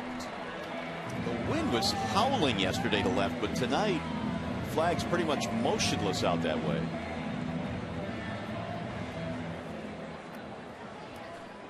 Here's Avila. Alex at a $194 now. He is 0 for 2. Couple of ground balls against Norris.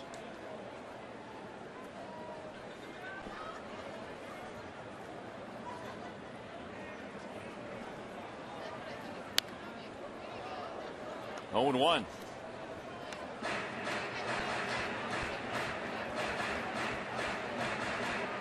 After the grand slam by Dirks, Norris now has retired 4 straight. 3 of those on ground balls.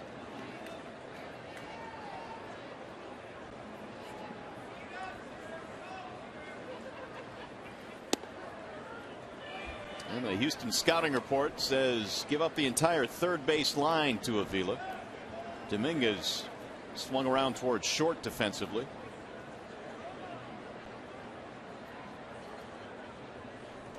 Avila is in an 0-2 hole.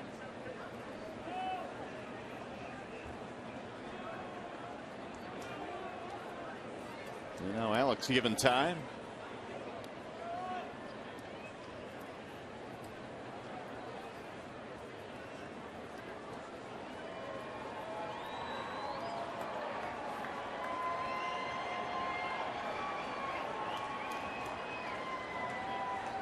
Here's the 0-2. Just off the plate. Jim Joyce thought about it. A little bit outside.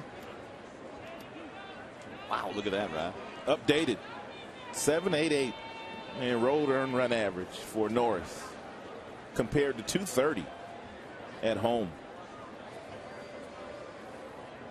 He's added almost 2 runs to that road ERA tonight alone. Now time again. And the reason we bring that up, those of you that weren't with us at the top of the show, we talked about the fact that last year at home, Norris had a 1.71 ERA and minimal 10 starts, which was second best in the majors. Justin Verlander had the best #1 earned run average at home last year. Looked like he went around, and he did, and it's going to be a 1-2-3 inning for Bud Norris. 5 in the books here at the ballpark. 7-2 Detroit.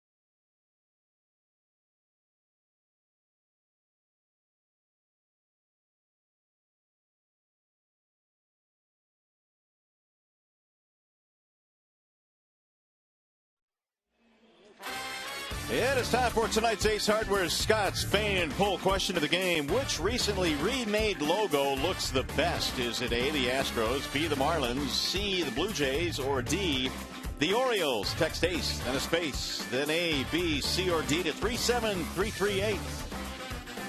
And you want to know what they look like, right? Well, here they are. Astros' new logo. Marlins, of course, very colorful. What do you got on this one, Ryan? I'm going to go one of the birds. Which one? The Oriole. That's not a bad choice. And I'm kind of partial to that Astros logo. I think that's pretty cool. I'll go with the Astros. Sanchez back to work. Ball 1 low to Jason Castro as we start things off here in the 6th inning.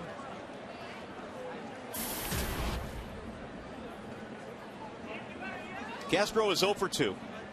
He'll be followed by Carter and then Pena. 1 ball, 1 strike. Fly ball ground out for Castro.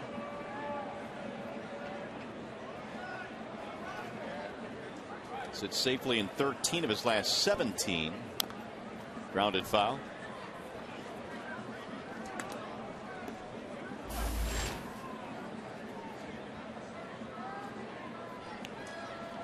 Astros have used 33 different lineups in their first 38 games. Think about that. Will Porter has done a lot of mixing, matching, trying to find out which guys fit where in their lineup. 12 outside, 2-2. Well, they got to get better pitching. I mean, coming into play today, they have the highest earned run average of all 30 clubs, 5.79.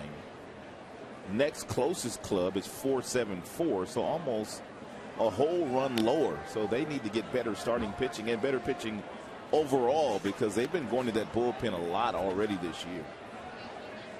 Well, as you mentioned, the highest ERA, the most hits allowed, the most homers allowed, most walks allowed, and the second fewest strikeouts. So just about every... That's a lethal combination. Yeah. Every category, it just doesn't look good. 2-2 is swung on and missed. Sanchez with another strikeout. Let's head back to the studio now for a game break. We join Justin White.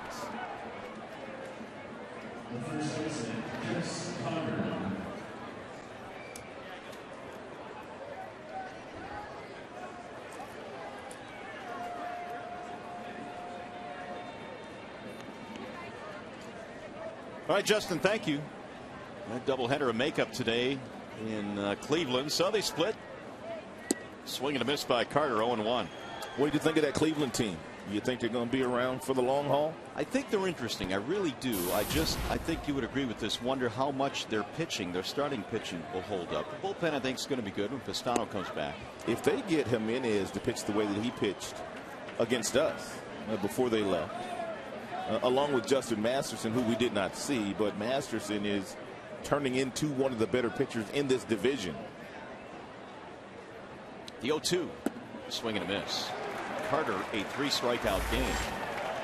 2 gone. There's that AT&T trivia question.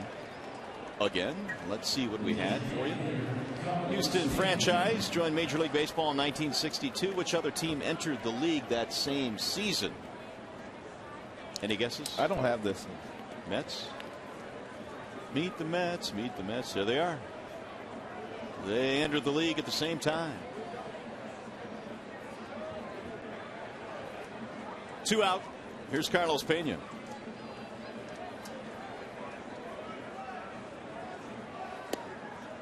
Ball outside. One thing about that Cleveland team that as the season goes on, they strike out quite a bit. They've got some guys in their lineup that will strike out.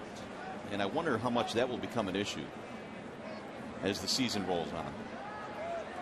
But they do have an exciting team, much more exciting certainly than last year, with some additions they've made. And they came in here and won 2 out of 3. And what was impressive about the way that they won the final 2 games of the series was how badly the Tigers beat them on Friday night. Yeah, they bounced back easily, or very well, I should say. Swing and a miss by Pena. Best pitch in baseball, a pitch that looks like a strike. A hitter takes a swing at it, and when he decides to start that swing, the ball just disappears on him. And that's what a lot of the stuff that Anibal Sanchez features. He makes it look like it's going to be over the plate, then all of a sudden it's not there anymore. But the hitter's already committed to swinging. Sanchez has 64 strikeouts this year now, counting his punch-outs tonight. Only Yu Darvish has struck out more. There's a wave and a miss. Now it's 2-2. And he's not walking very many either, so he attacks that strike zone.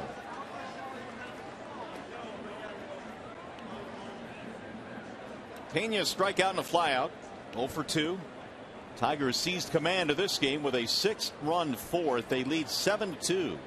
Pena broke up Justin Verlander's no-hitter when Verlander started against them when the team was on that last road trip. Swing and a miss, and another strikeout for Sanchez. I see you, Annabelle. He strikes out the side. In fact, he has struck out 4 in a row.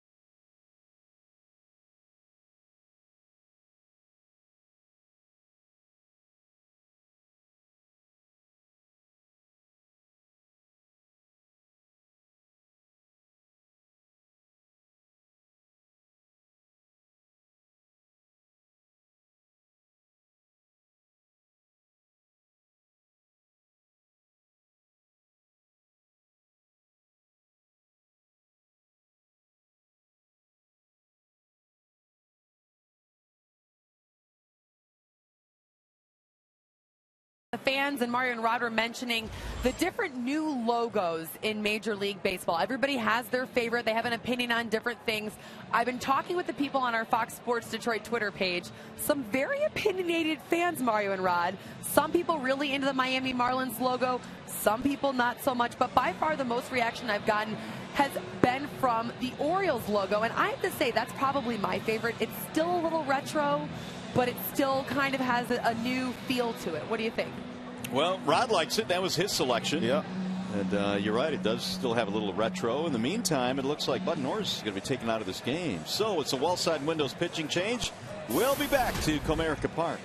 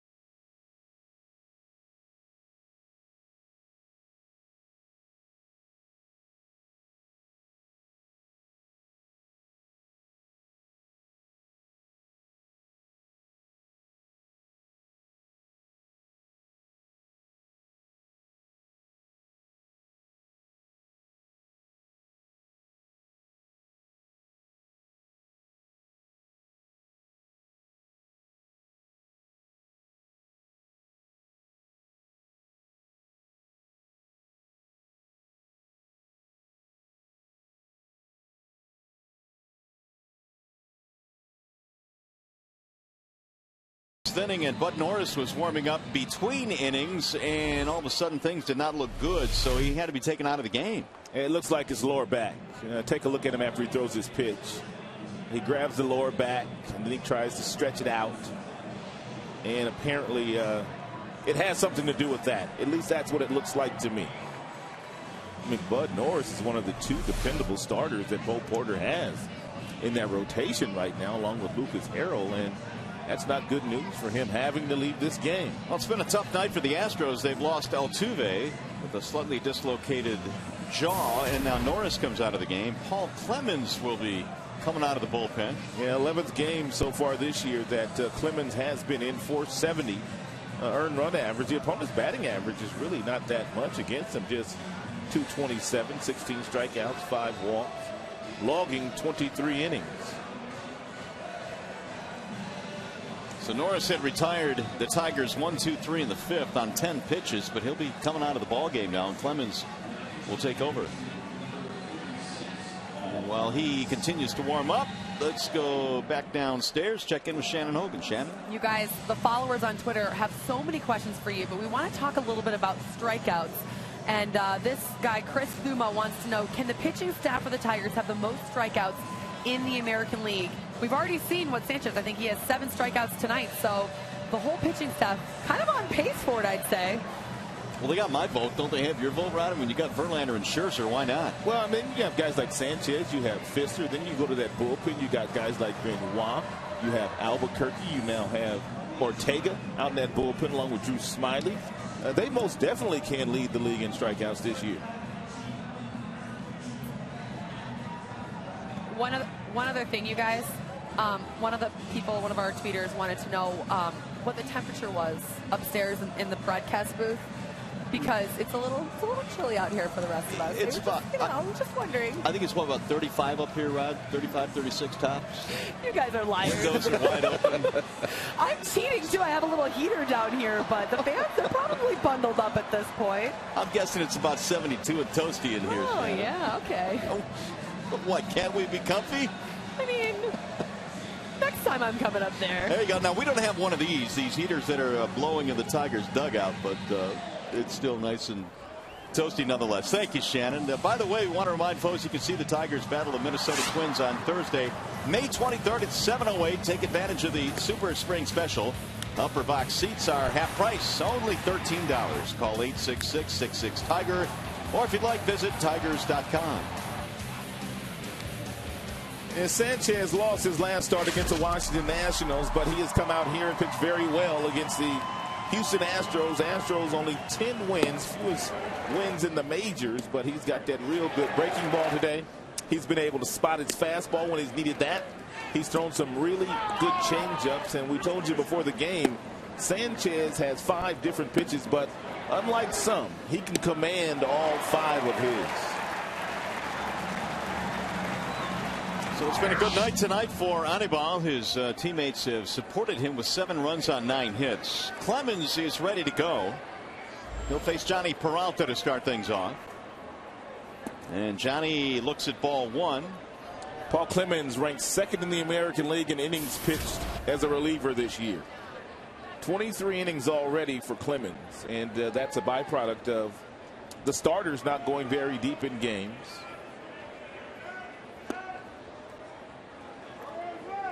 Well, Clemens pitching his college ball at Lewisburg College in North Carolina.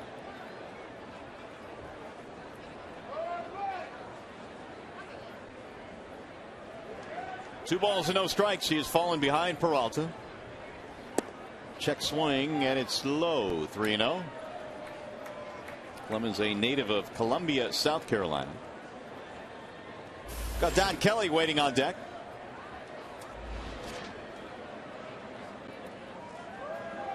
Here's the 3-0 pitch. Way outside. Clemens was not expecting to come in this game when he came in. I mean, we were waiting for him. He still had his jacket on when he reported to the mound, and the injury to Norris forced his entry into this game. So the first 4 pitches missing to Peralta. Leadoff walk. Here's Don Kelly. 1 for 2 tonight for Don. Singled, scored a run, and the grand slam by Dirks.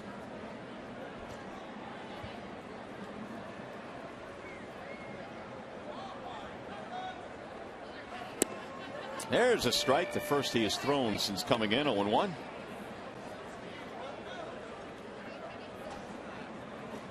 If you missed it earlier tonight, Austin Jackson going on the disabled list. Don Kelly getting the start in center field. Avi Garcia was called up from AAA Toledo.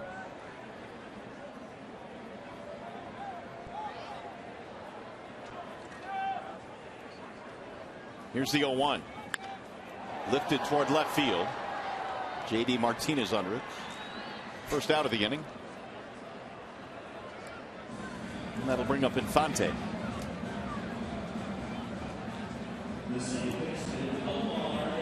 Omar tonight with a walk and a run scored.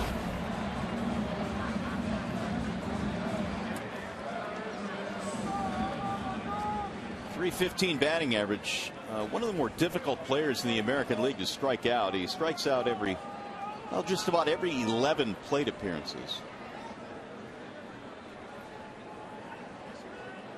Came in batting .429 here at home.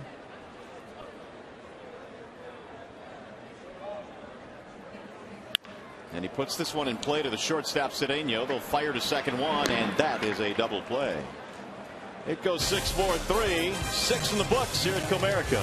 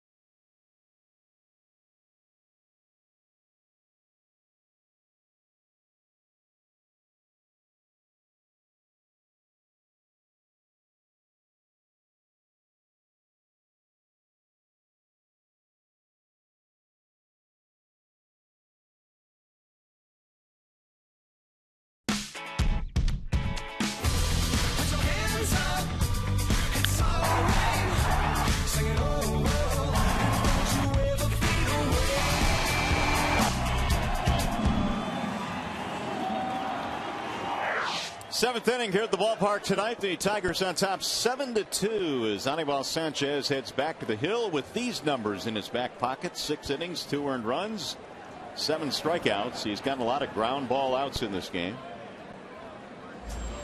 J.D. Martinez leads it off. It'll be Martinez, Dominguez, Gonzalez. Bottom 3 hitters in Houston's lineup. J.D. had a double back in the second, 1 for 2.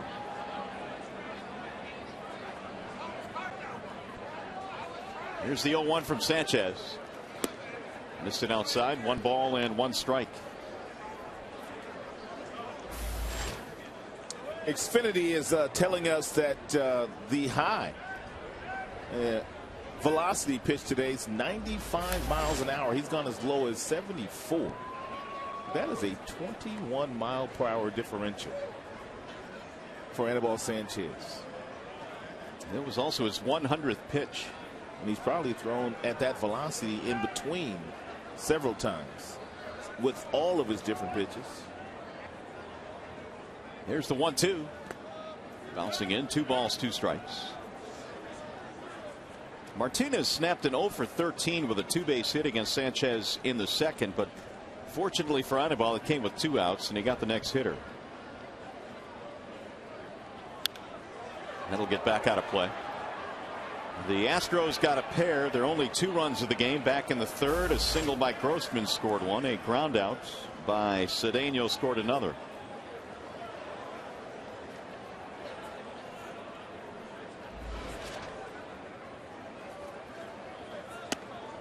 Just off the plate inside. 3-2 on J.D. Martinez.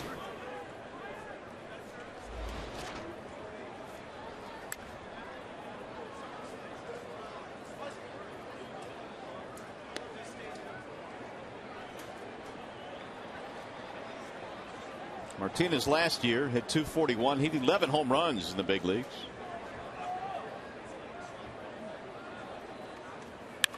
Ooh, look out. Back up the middle. It sizzles right by Anibal Sanchez. Leadoff single.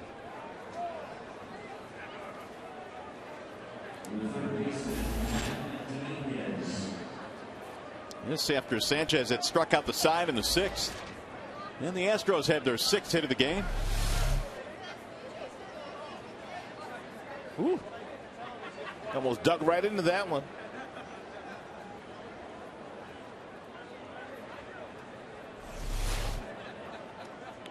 Well, Dominguez has put the ball on the ground twice. See if he does it again. Strike 1. 5-3 ground out, 6-3 ground out. Astros are starting a 7-day, 6-game trip. 3 here in Detroit and then 3 in Pittsburgh.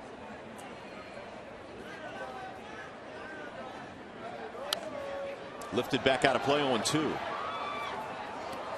There's action in the Detroit bullpen as the pitch count mounts now on Sanchez. You've got the lefty Phil Koch and the righty Jose Ortega.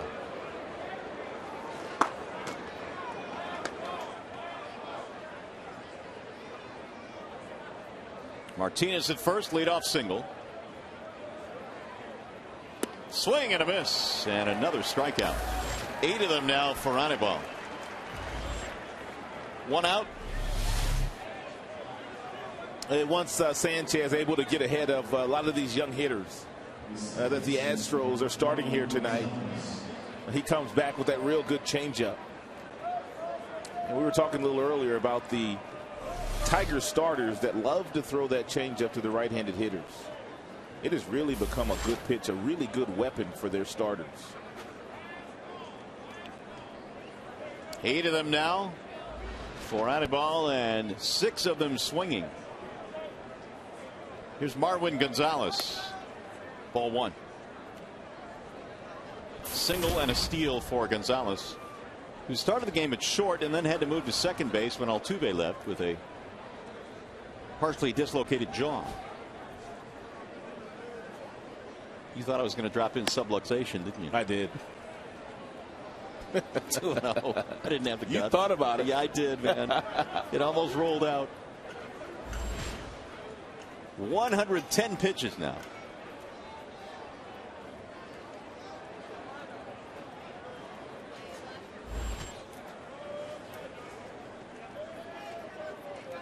Two and 0 on Marwin Gonzalez.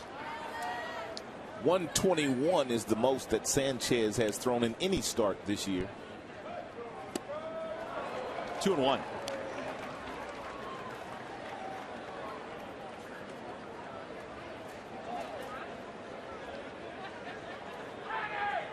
Jeff Jones has picked up the telephone to see where his guys stand in the bullpen. If they are good to go.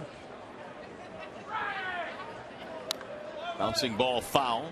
He falls behind Gonzalez. 2 balls, no strikes, and he comes back with back-to-back changeups to even the count up at 2-2. So in other words, when you face Sanchez and you get yourself into a good hitter's count, you really can't count on getting a fastball. Well, you have to look for it. You have to be ready for the fastball, but in the back of your mind, you have to be thinking about the fact that there could be a breaking ball that comes. You can't be as aggressive against him as you could against some other guys. Cue shot hit to third. Cabrera fires to second one. That's going to be a double play. 5-4-3. And 7 strong innings for Anibal Sanchez tonight.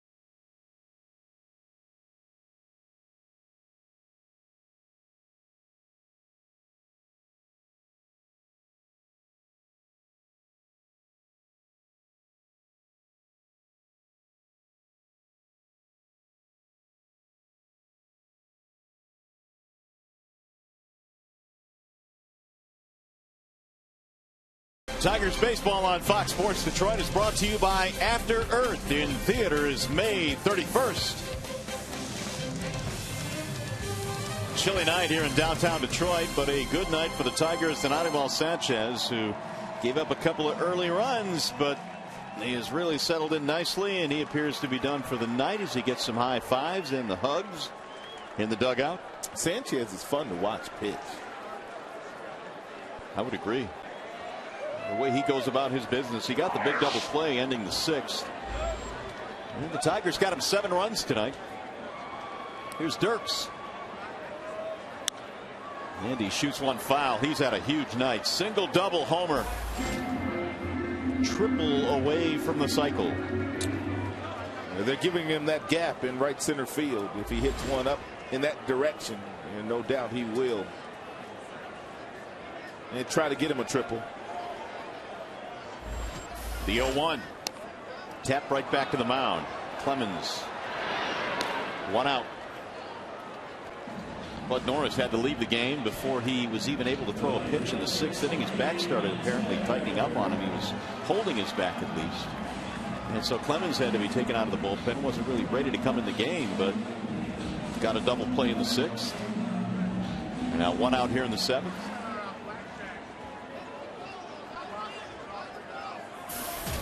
Torrey Hunter a double to knock in a run in the first. 1 for 3.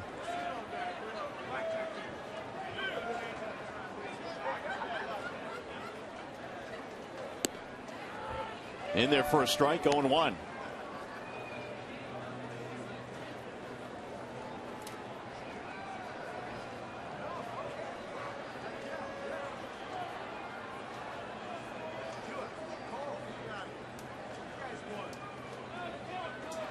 Way high.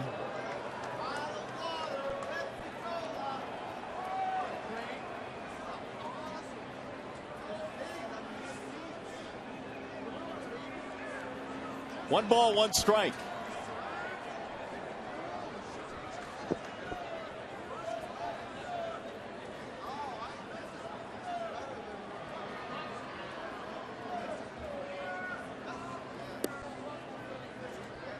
Torrey now with 19 RBIs, extending his hitting streak to a modest 4-gamer.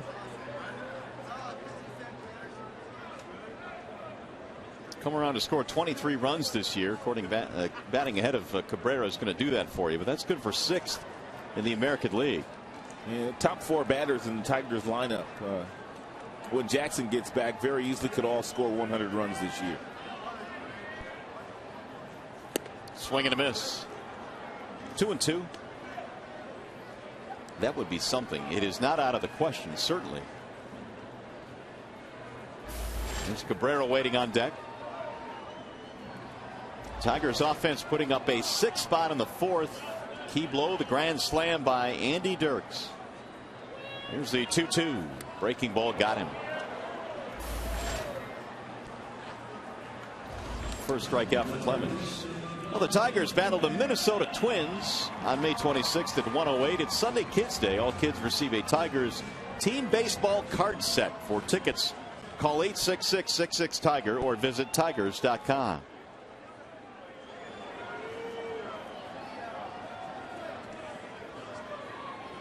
Here's Cabrera with the bases empty, and Miguel tonight is 0 for 3.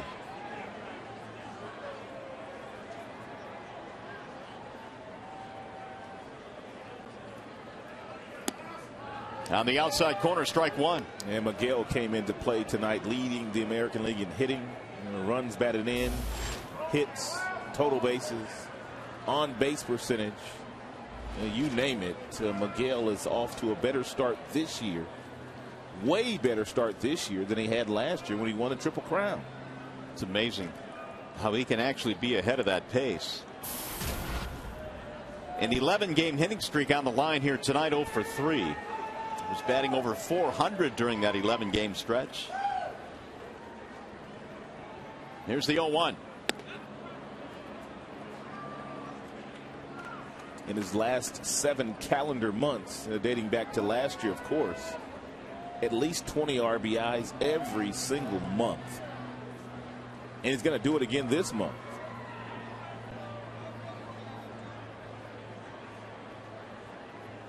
Here's the 1-1.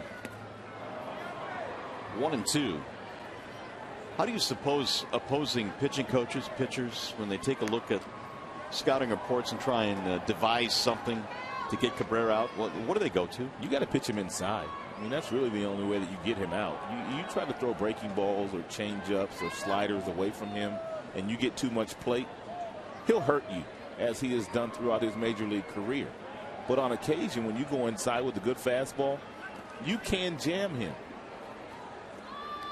Pitchers make their mistakes, exactly what Clemens is doing right now. He got ahead of him. Then all of a sudden, he throws a breaking ball down. Now the count 2-2. Here are the highest home batting averages in the major leagues this season. Infante Cabrera, top 2 on that list.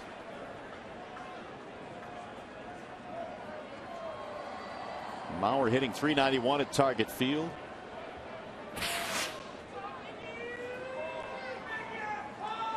Two balls, 2 strikes on Miguel Cabrera. 2 outs in the 7th. Swing and a miss. Down he goes, and Cabrera 0 for 4 tonight. Second strikeout for Clemens. We go to the 8th.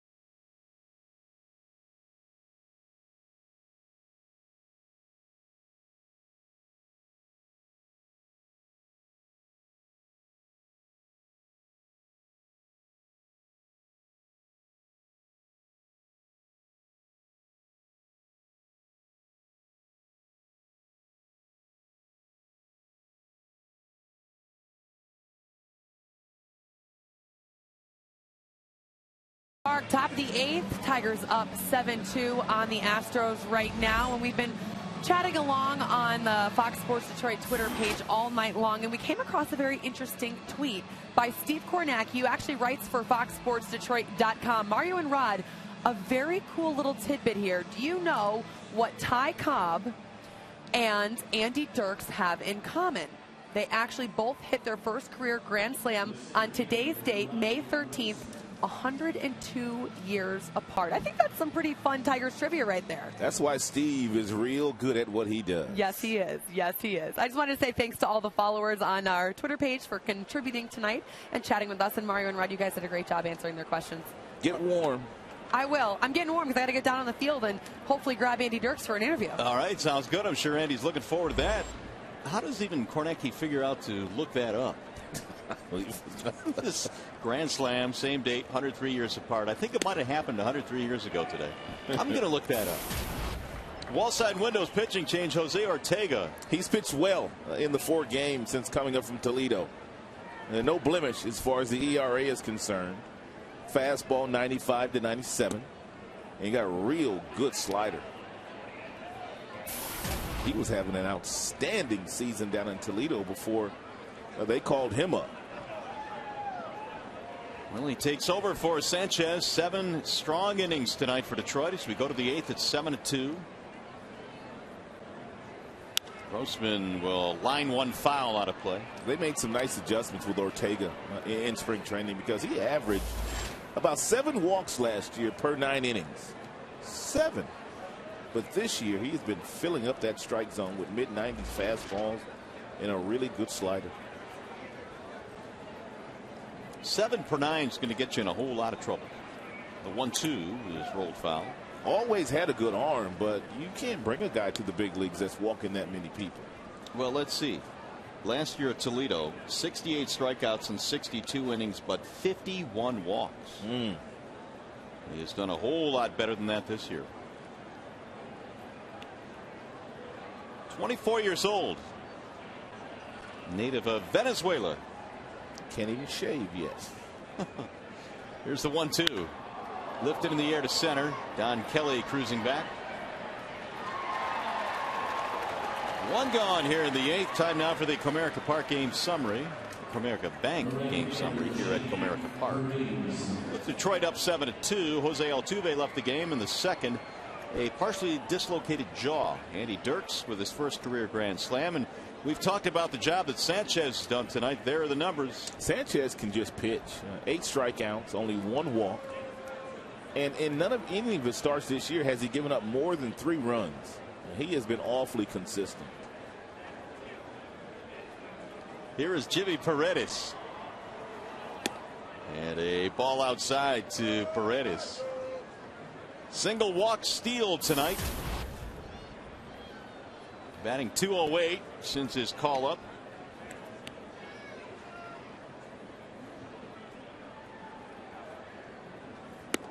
Ball high. Getting some word on Mr. Norris. Lower back spasms. So your diagnosis, Dr. Allen, was correct. Yeah, you could tell. And by the way that he was moving and the way that he was stretching. And I've got some experience with the lower back. Yeah, you're actually a pro at lower back problems, huh? I had a few back in the day. 3 balls, no strikes. Cedeno will be back, or will be next. His back seems to be fine. 3-0.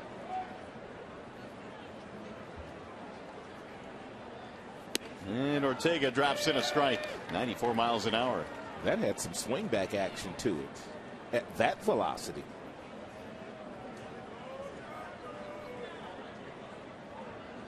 Going right back in there again. On the ground towards second base. Infante will throw him out. 2 up, 2 down for Ortega. Bring up Ronnie Cedeno.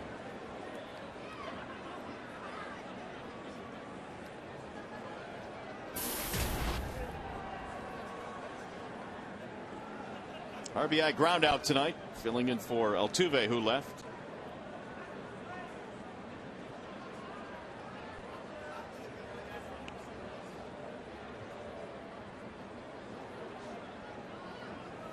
And Cedeno takes a little bit high at 95 miles an hour.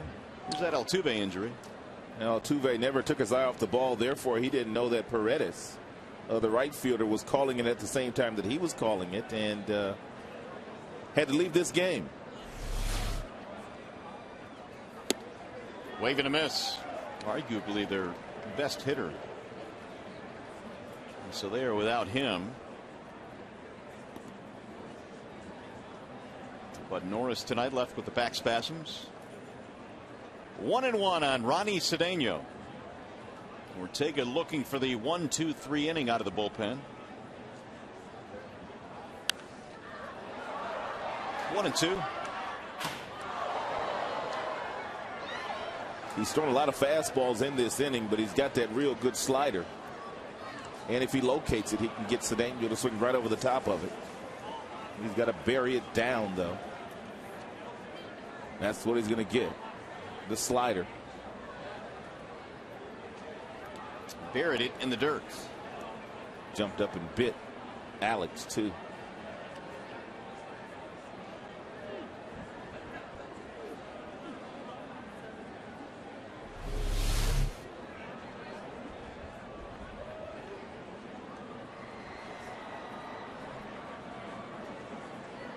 Looked like it got him right on the wrist. Yeah, that glove wrist. Ouch. 2-2.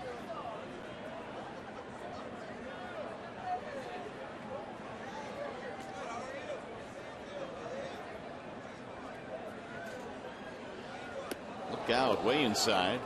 It hit him. That's how far inside it came. 2-out base runner. Breaking ball got away there from Ortega. I'll keep the inning going for Castro. He over-adjusted. I mean, the previous pitch was a breaking ball that was down and it was away. And then he tried to make one a better pitch, and the ball was inside, and they gave Cedeno first base, but it didn't look like it got shirked. No.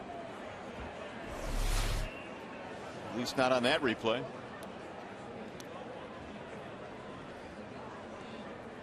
So here is Castro.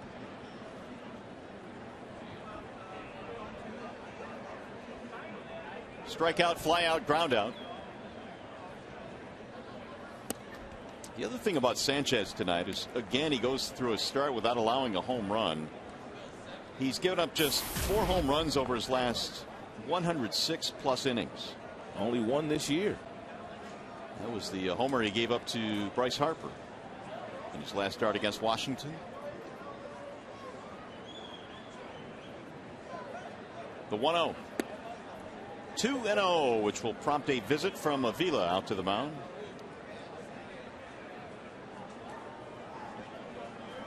Jeff Jones going to join the conversation out there as we tell you about Tigers Live postgame. That'll be coming up. Don't forget. We'll hear from manager Jim Leland, the players breaking down all the game as well. Show you the highlights. Tigers Live from the Call Sam Studios immediately after the game here from Comerica Park. There is some action now in the Detroit bullpen. Phil Koch had been warming up earlier. He is warming up again. He is joined by Joaquin Benoit.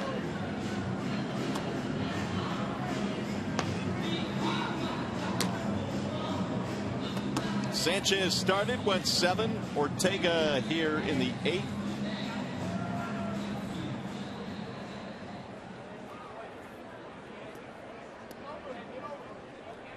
Two-0 on Jason Castro.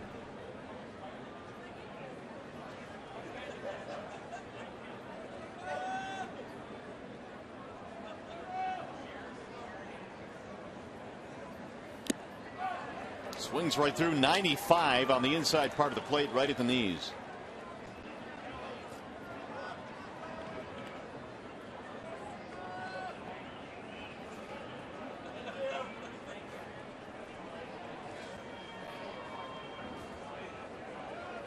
Avila wants a fastball away this time. And he left it in, but it's grounded toward first base. Prince makes the play. Inning is over. Bottom of the 8th coming up from Comerica.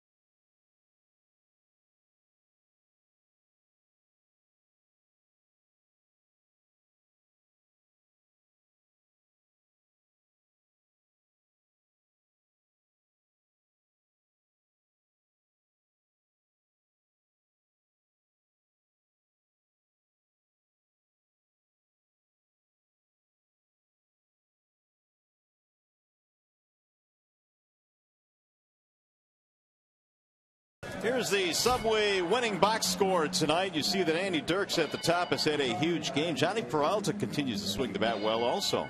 Don Kelly, he has a single. He scored a run. Infante scored a run. Doesn't have a hit. Grand slam tonight for Dirks. 1 of 2 Tigers home runs. 2 runs shot by Victor Martinez as well. And that really is the difference in this game. That big 4th inning for Detroit. Tigers trying to keep warm in that dugout on a chilly evening here at the ballpark. 7-2 in favor of the Tigers.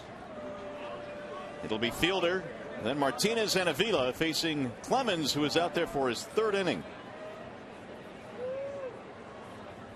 And Prince cuts and misses 0-1. Hey, Clemens came in having pitched in 10 games, but logging 23 innings, which is the 2nd most in the American League. So he's been getting a lot of work in the first 6 weeks of the 2013 season.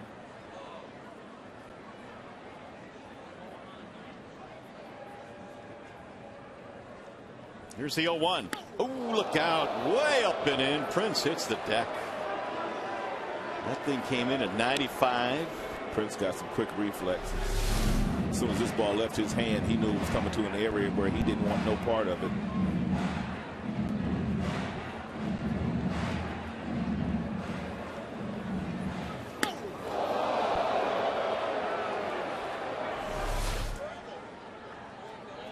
One ball, 1 strike.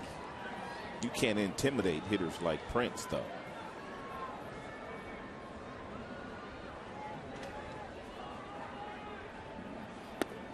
That's low and in. You told the story a couple of days ago, but Prince, as you see, wears the glasses here, even during night games, and his explanation was? Well, he's got a pair for day, he's got a pair for nights. Daytime, obviously, it takes the glare out. But he wears those at night because he says he sees the ball very well with those tinted glasses on. Here's the 2-1. Threw it by him in 95. 2-2. And to put it in his words, he says the ball looks awfully white to him. Tonight a double in 3 at bats.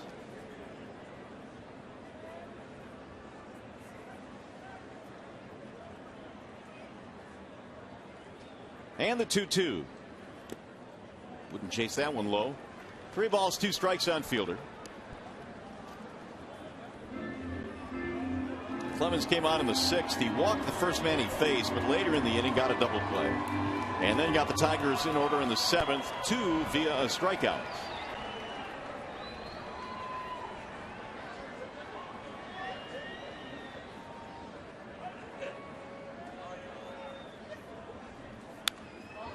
Back to the screen it goes.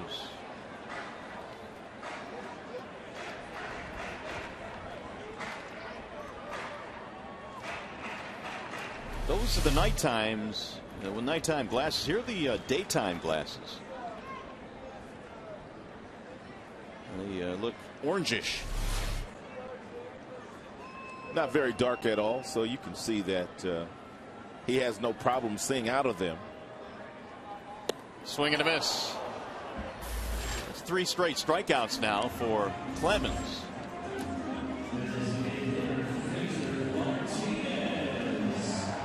Victor Martinez kind of got this party started for the Tigers back in the 4th inning after a Prince double. He jumped on the very next pitch from Bud Norris and hit a laser into the first row of the right field bleachers.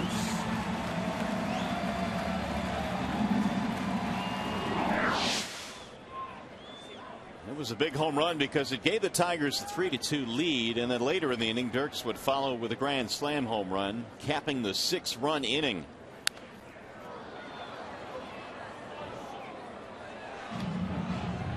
It's Victor's 2nd home run of the year.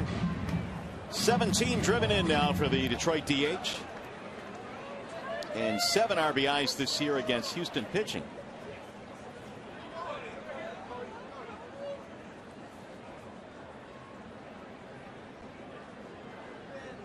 Clemens ready with the 0-1.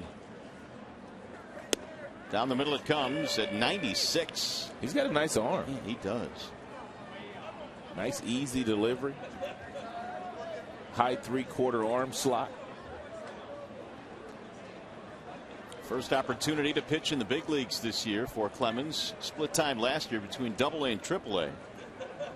Here's the 0-2. Having trouble commanding that breaking ball.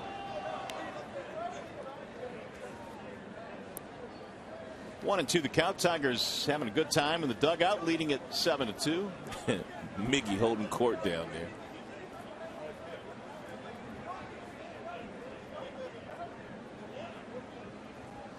It's great to see, even on a night in which Miggy is hitless, which you don't see all that often.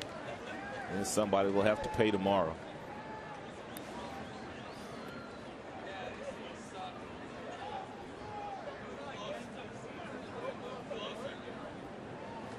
All those guys standing at that end of the dugout where the heater is. Don't blame them. They're smart.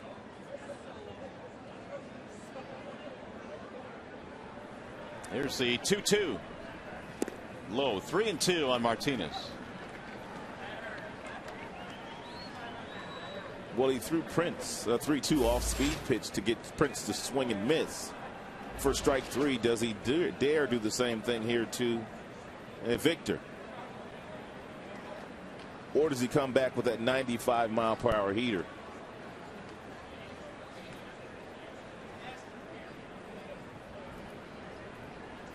Here it is. Fastball at 96 that was fouled off. Victor a little tardy on that last swing. 3-2.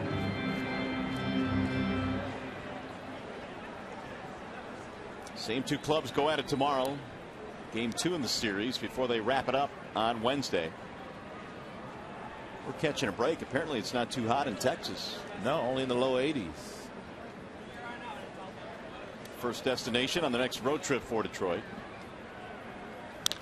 Ground ball foul outside of the bag. Oh, look out. Hurry, get back in your seat. 3-2.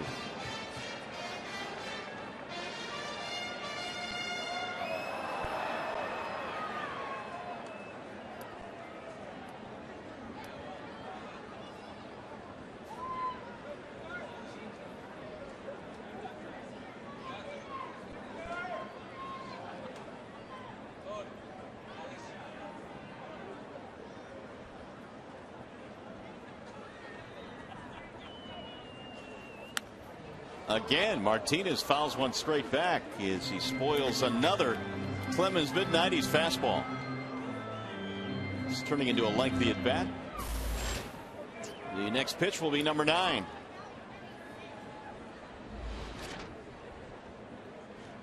Astros, when we get to the ninth, will have Carter, Pena, and J.D. Martinez.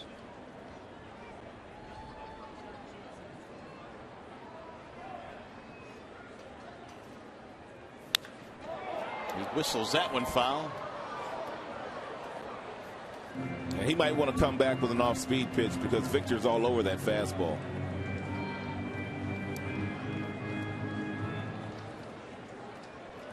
Clemens now has thrown 35 pitches out of the bullpen.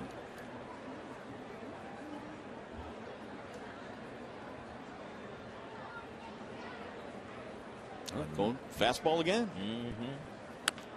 Tapped right back to the mound. And then Clemens takes his time and throws him out. Finally got him. Lengthy battle. 2 gone. There is the ratio for Clemens. He's retired 7 straight now. That'll bring up Alex Avila.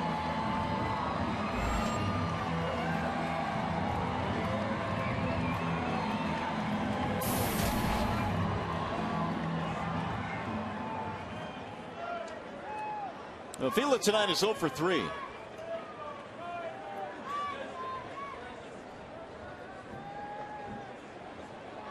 Strikeout, ground out, ground out.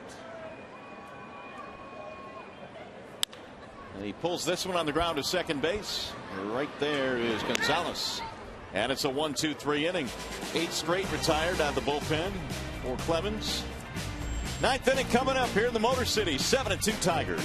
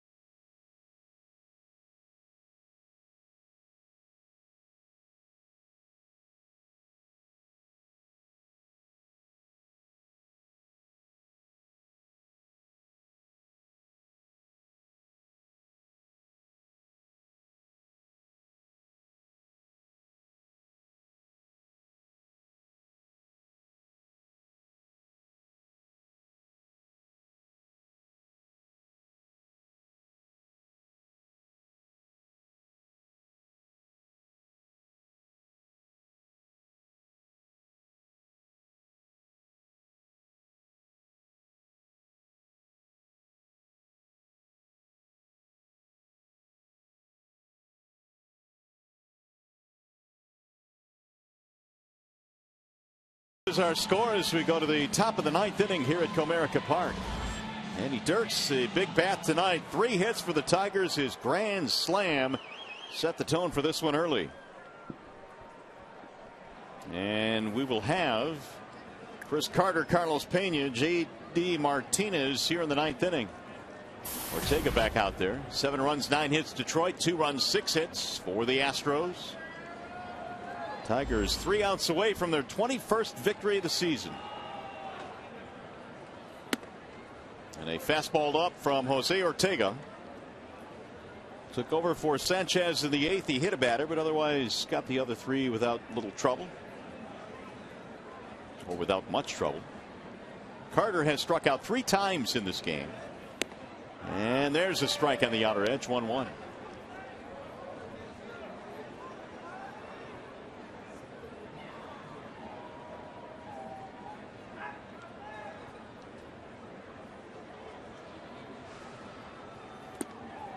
Checked it. Yes, he went around.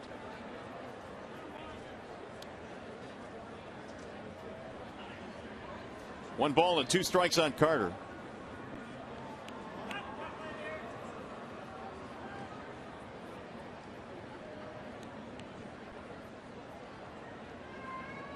And Ortega's 1-2. Breaking ball. Did he go? No appeal that time, although Avila wanted it. 2-2. Carter has knocked in 22 runs this year. 9 homers. Here's the 2-2. Drill to center field. Kelly is going back, and he's going to have room. Boy, that sounded awfully good, but it died out there in center. Yeah, it sounded like he was going to get out of here. Well, MLB.com at bat is the #1 source for live baseball everywhere you go. Available for iPhone, iPad, Android, and BlackBerry 10. At Bat delivers Detroit Tigers baseball with live audio, pitch tracking, stats, news, highlights, and more. Text at bat to 31826 or visit Tigers.com for more details. One gone here in the 9th. Here's Carlos Pena. Tough night for Carlos tonight. Couple of strikeouts and a flyout.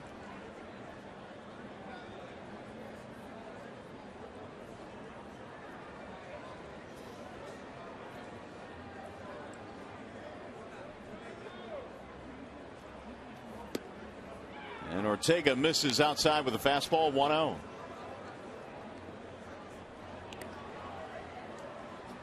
He's played in 33 games against his former team. 25 RBIs in those 33 games.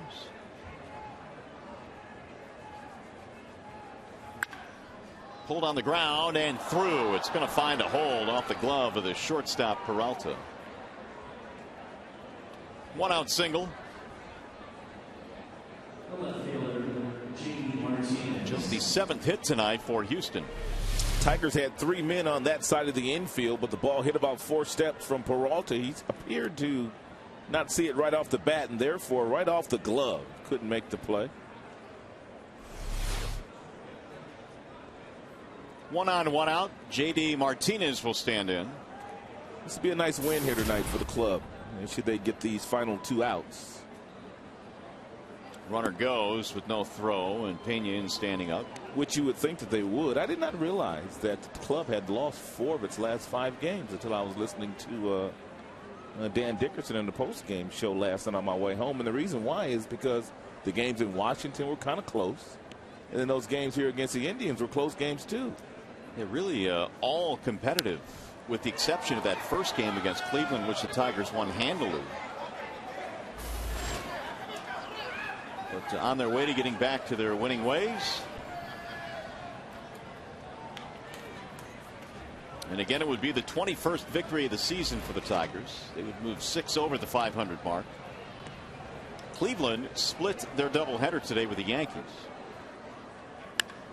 High drive, deep left field. Dirk's going back, and he'll get to the warning track to make the catch. And the ball not really carrying all that far today for the Astros, but the Tigers have hit a couple of balls that have gotten out of here. That was another one that sounded better than it looked. 2 gone.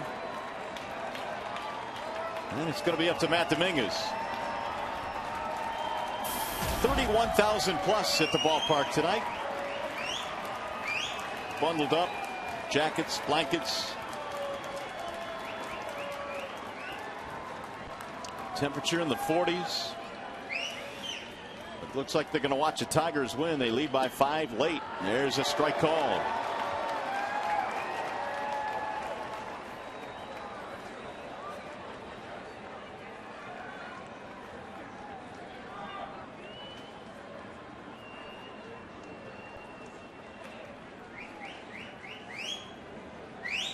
Here's the 0-1 pitch. In there, a strike. 0-2 on Dominguez.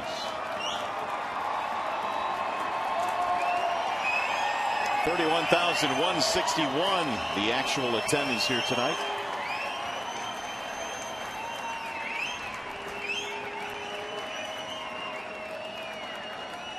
And the 0-2. On the ground to the shortstop. Should do it. Johnny has it there.